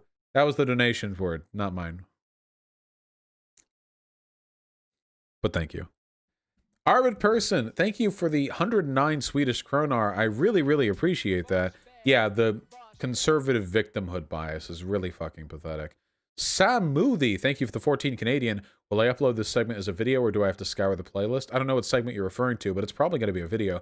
The only thing that we've done today that felt like it could be a segment but probably won't be is the one where we looked at the Holocaust numbers. If I'm going to look at that, I want it to be a little more structured. It feels so unstructured. Just throw that up there. Kalinda and Jackpot Dedon, thank you for the tier 1 subs. I really appreciate that. Viranin and Darwinian Realism, thank you very much for the $5. Wanted to make sure my $50 dono from yesterday did get lost to the API because it had a link. Keep changing minds, comrade. I do believe I saw that Darwinian Realism. I have a memory of responding to that. I do. I think so. Brian27, thanks for the $5. What a beautiful picture. My goodness, look at this, people. Nature photographer over here. Well, this isn't nature. Landscape? I guess the water's nature. Big Gay Fish, the $5. Have you seen Beyond the Bots vid on masculinity and Fooly Cooley? No, but that sounds like fun. Masculinity and relationships and Fooly Cooley. I wish I could do a video essay on Fooly Cooley. God, what a wonderful show. Nobody else understands it like I do. My brain is the biggest. Dubsky with the $5. Look at baby. Double baby. Double baby heart. Ooh. Good babies. Good babies. And Andraga with the $5. I think my cat likes you. Yeah? Beautiful baby. With a good taste in media. But tell your cat, I don't fuck cats. Just so they know. Ghost to all with the $5. Nick Fuentes video at 14 minutes. Who is this? Well, I mean, it's Nick Fuentes, but what is this? 14 minutes? On Brandon Bernard. Brandon Bernard. Wait, that's a person. Hold on. Oh, God, my memory. Oh, yeah, the person who was executed. Okay, that's right. I don't care. Progressive Mind, thank you for the $2. Thomas I. Osaze with the incredibly kind 100 Canadian dollar dues. Thank you so fucking much, comrade. Jesus. Vosh, the last thing you want is for your community to become an echo chamber like that of Tim Pool. Have Justin Jackson on or Jimmy himself. You've glossed over what he put forward. People who only watch parts of your content also misrepresent you. IMO you are doing. I don't know what you mean. I don't know who Justin Jackson is. But with regards to like Jimmy Dore, come on. I've seen a lot of Jimmy Dore's content. Jimmy Dore's content really is not defensible. Like, all of the positive sentiment he demonstrates is done better elsewhere, and he does a lot of really stupid shit. Like, I'm sorry, but seething uncontrolled hatred for the DNC is not a fucking political position. It's really, really weird. Also, like, the relentless standing for Tulsi. Tulsi ended up... What did Tulsi end up being? Fucking a grifting piece of shit who slid over to the right the nanosecond. Yeah, like, how was she supposed to be on the left again? Why did people ever say that? Was it because she was anti-war? She was a war hawk. She was pro-drone strikes. She just didn't want boots on the ground.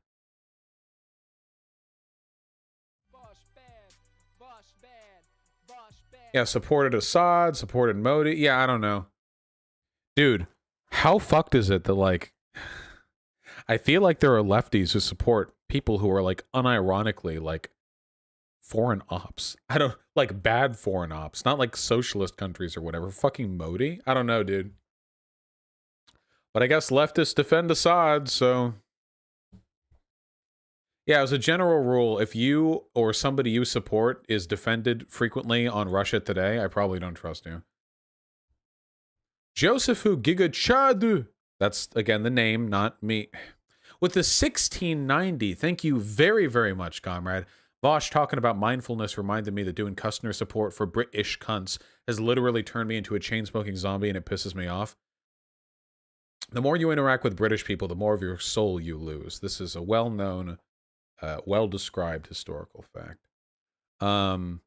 You killed people if you voted for Trump. And Sophia Seal, thank you very much for the $5. Really appreciate that.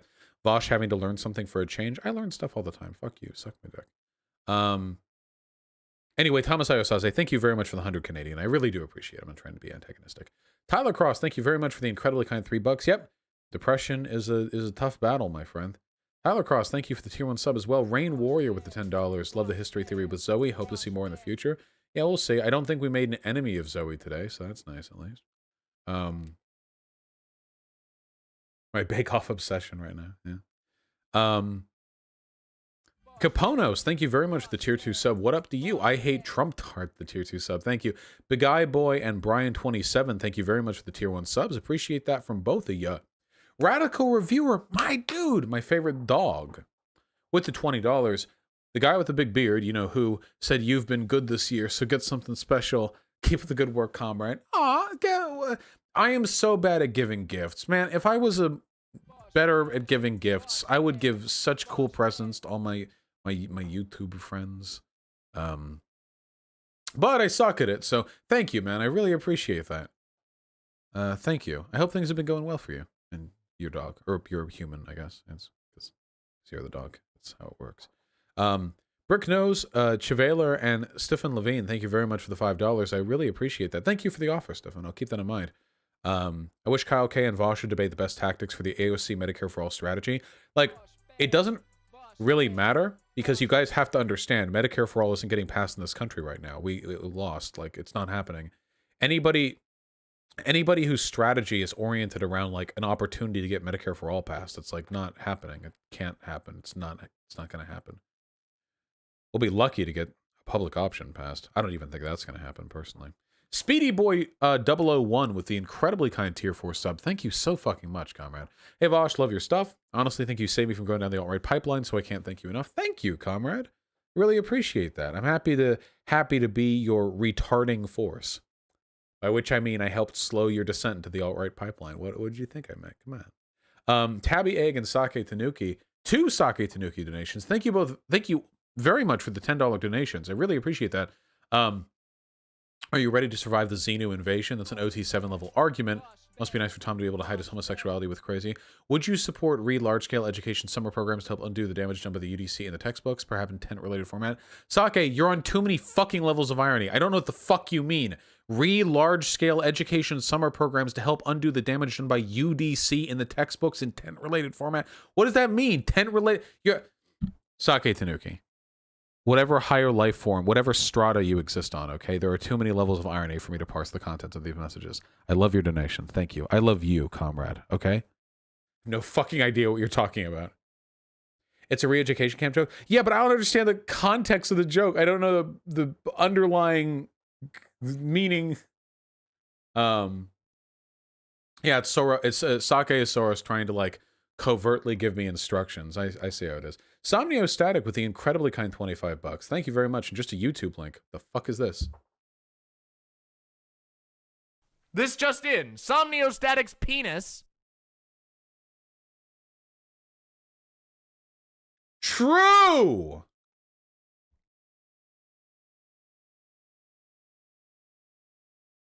Based in penis build. You know, they said if penises are so good, why isn't there a penis too? And then Cyberpunk came out, and now there is.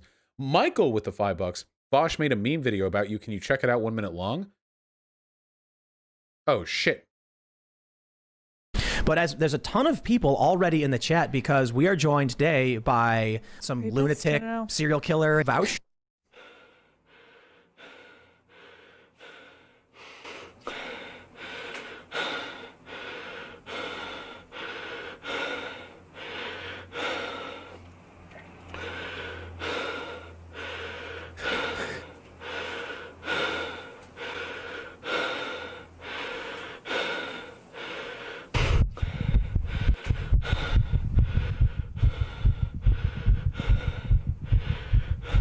Strapped to the chair, screaming, "I'll kill you!" What do you want to kill him? Antifa. Since we started talking right now, probably you could chalk up 50, 100 people who died in this country to Antifa. There was a possum outside they were going to bring into my place. I hope to spend the next 4 years governor kidnapping.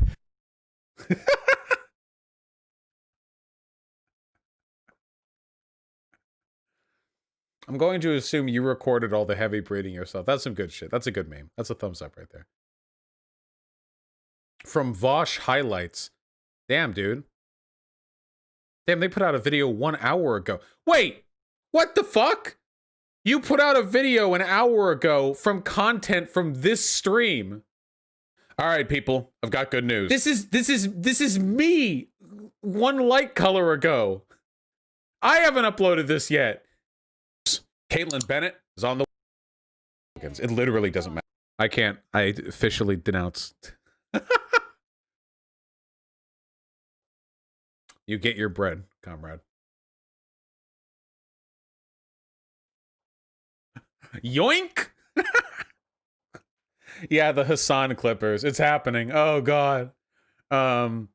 Jesus. Yummy Smiles, thank you for the tier 1 sub.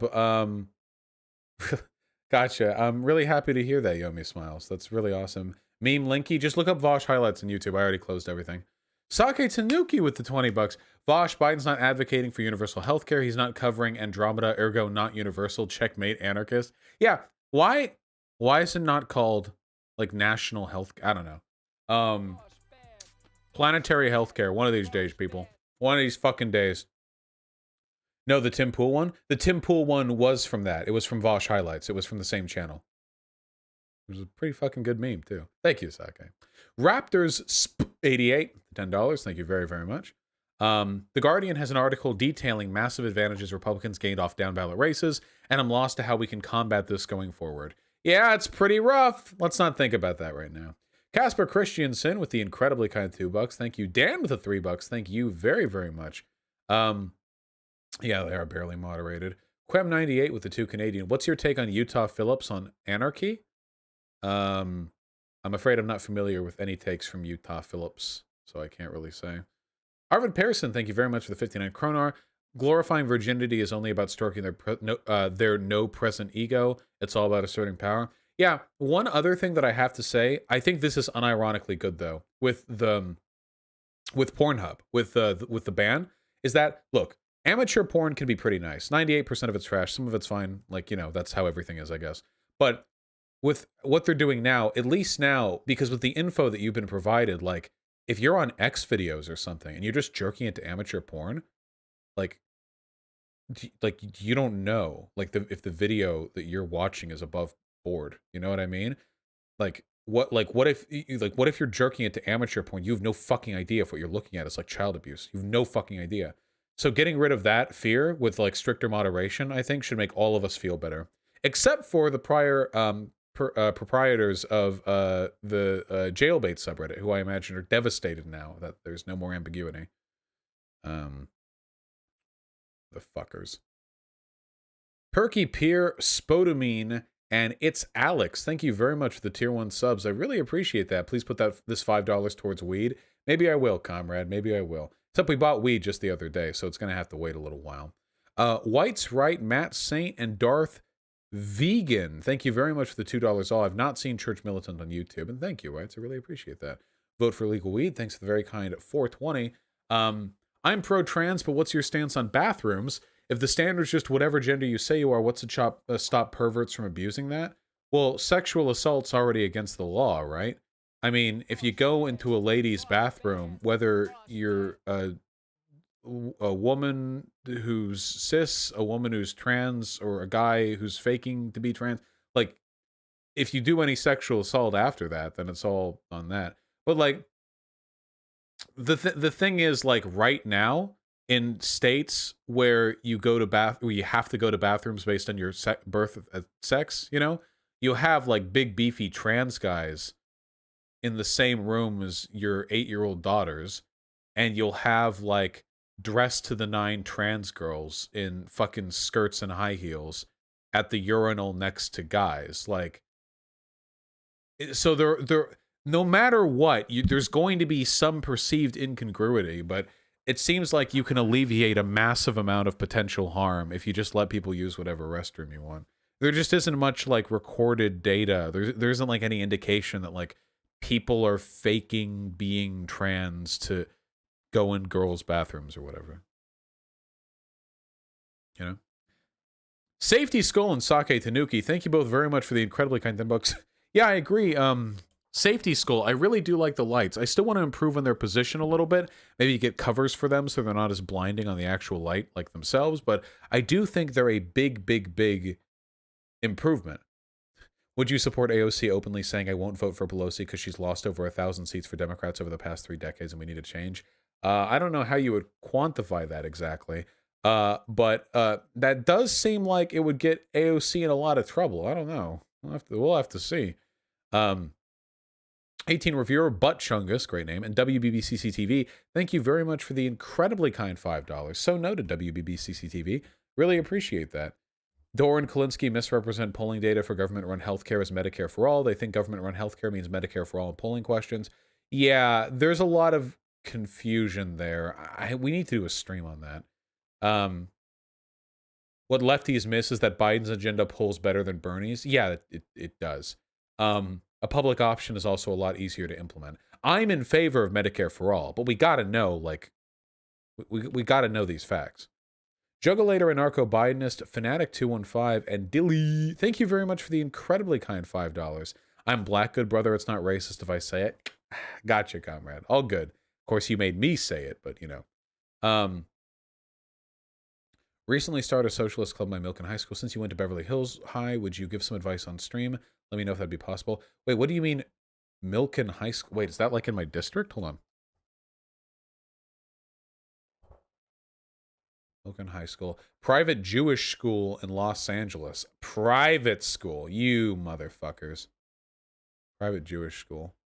Yep, that's a private Jewish school, all right. Wait, this guy's not wearing a kippah. I'm going to tell the teacher. Can you go to those schools if you're not Jewish? I don't know. No, I don't have any direct advice. I never made any like left-leaning clubs in high school, I'm afraid. I wasn't left-leaning at the time, so.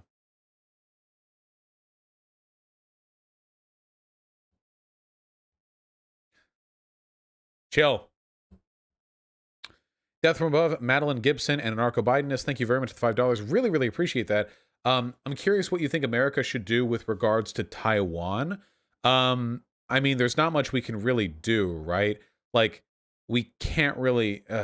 America shouldn't probably shouldn't start a war by sending, like, a fleet to the fucking Pacific to see. I don't know, dude. Like, Taiwan is obviously an independent country, but we pretend that it's not because we want to maintain good relations with China. But I don't know, dude. It's really complicated. It's fucking stupid. I'm so goddamn hungry. Holy fuck, I'm gonna die. No payments and Tony Torres. Thank you very much for the $5. Really appreciate those, comrade. Bipolar Bear Zzz, with the tier 1 sub. Thank you. Mixtech O with the $59.99. Thank you. Here is my refund for Cyberpunk 2077. I'm going to hold that over CD Projekt Red. Better spent on an awesome comrade like you, Vosh. Great work and keep it up. Tierra y Libertad. Fucking true.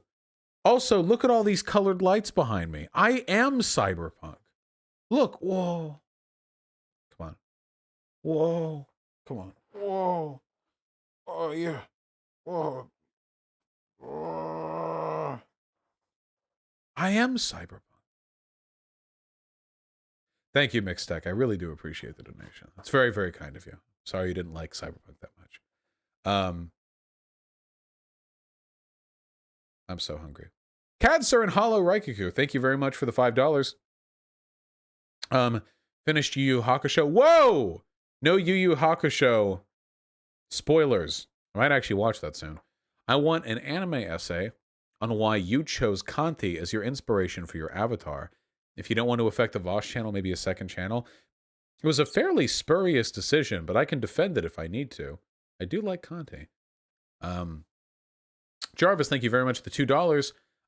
Dude, I'm at the hospital and just woke up from anesthesia from surgery. You were live when I went under. You're live still right now. What the fuck? I've only been streaming for like 4 hours. I don't think that's an especially long time. Mid-66, can you explain how anarchism differs from communism? They aren't mutually exclusive. Communism describes a political and economic system, stateless, classless, moneyless society, whereas anarchism describes a political philosophy, the reduction of hierarchies, generally statelessness. There are anarcho-communists. You know, there are anarcho-communists. There are people who believe in both. They're not mutually exclusive. Yeah. Adam Boxar, thank you very much for the $5. Why do you dislike capitalism? Fundamentally disagree with it, or how our country is abusing it? Sorry, I'm trying to understand. I like democracy, and capitalism is a system which necessarily prioritizes the political and social influence of a very small group of people who have a different set of material interests from the rest of us. If they had the same set of material interests, then they would benefit from the same things we do, and they would use that power to the same ends as us. But let's face it, billionaires and politicians and what have you don't have the same interest as us. They don't send their kids to public schools. They don't participate in the public railway system. They don't participate in public institutions in the way that we do. They don't worry about the things we do because they're wealthy. So for that reason, and for a lot of other really complicated reasons, I think that capitalism inequitably distributes power, and thus democracy in the workplace, that is to say the collective ownership of the means of production, is the most effective way of ameliorating some of the political consequences that we suffer on a part of that inequitable distribution. Also, there's a lot of really complicated economic stuff about commodities and but yeah, that's the basic gist of it. Sake, with a very kind $10, was trying to get you to support a re-education camp by getting you to support Undoing United Daughters of the Confederacy brainwashing. Dude, you really think I'm going to remember the United Daughters of the Confederacy, like their acronym, like off the top of my head? Like you're just going to say UDC and I'm going to instantly, oh yeah, the United Daughters of the Confederacy, obviously. I guess there's limited donation space, so you're working with only so much of a range, you know? As soon as the $5, Representative Porter asked Mark Zuckerberg if he wanted to do Facebook content moderation one time. It's a 5-minute video. I'll take a look at this later, but I imagine he would say no. Mario sent the $5. Bombshell Biden video. Thank you, Sake Tanuki. I love you. What is this? Joe Biden lick butt. Sure. I'm Joe Biden, and I'm Joe Biden, and I'm Joe. This is dumb as fuck. Fuck you. Stupid ass piece of shit. You're laughing? All right.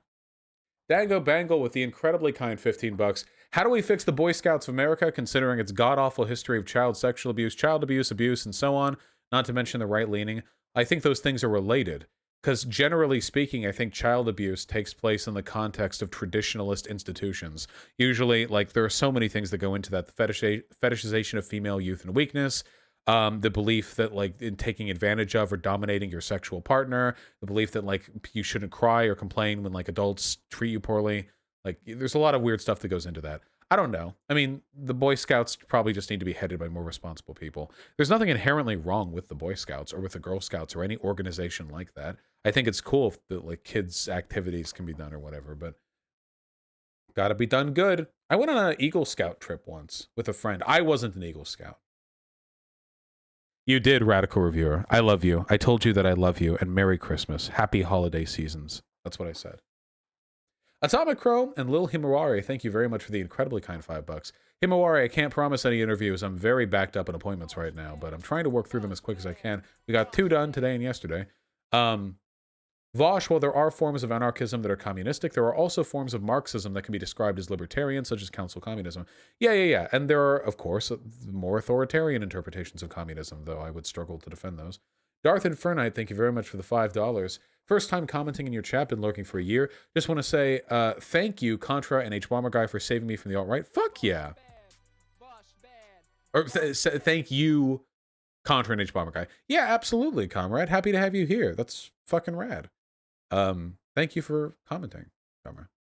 And Britmouse, the $10. All right, people, chill the donuts. Britmouse, the very kind $10. I said this on Demon Mama's stream, but if you're in Georgia, early voting has begun. True! Please go to mvp.sos.ga.gov to find the nearest polling place. Take care, y'all. Just, yeah, Google Georgia nearest polling place, okay? Georgia early voting has begun. We got to win this, people. We got to get Warnock and Ossoff in there.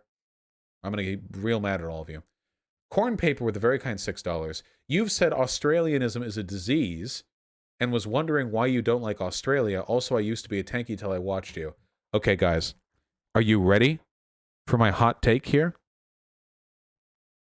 The reason why I make so many jokes about British people, it's mostly British people, but I also do Australians, French Canadians, French people, and the rest, and Canadians in general, is because it's my private joke.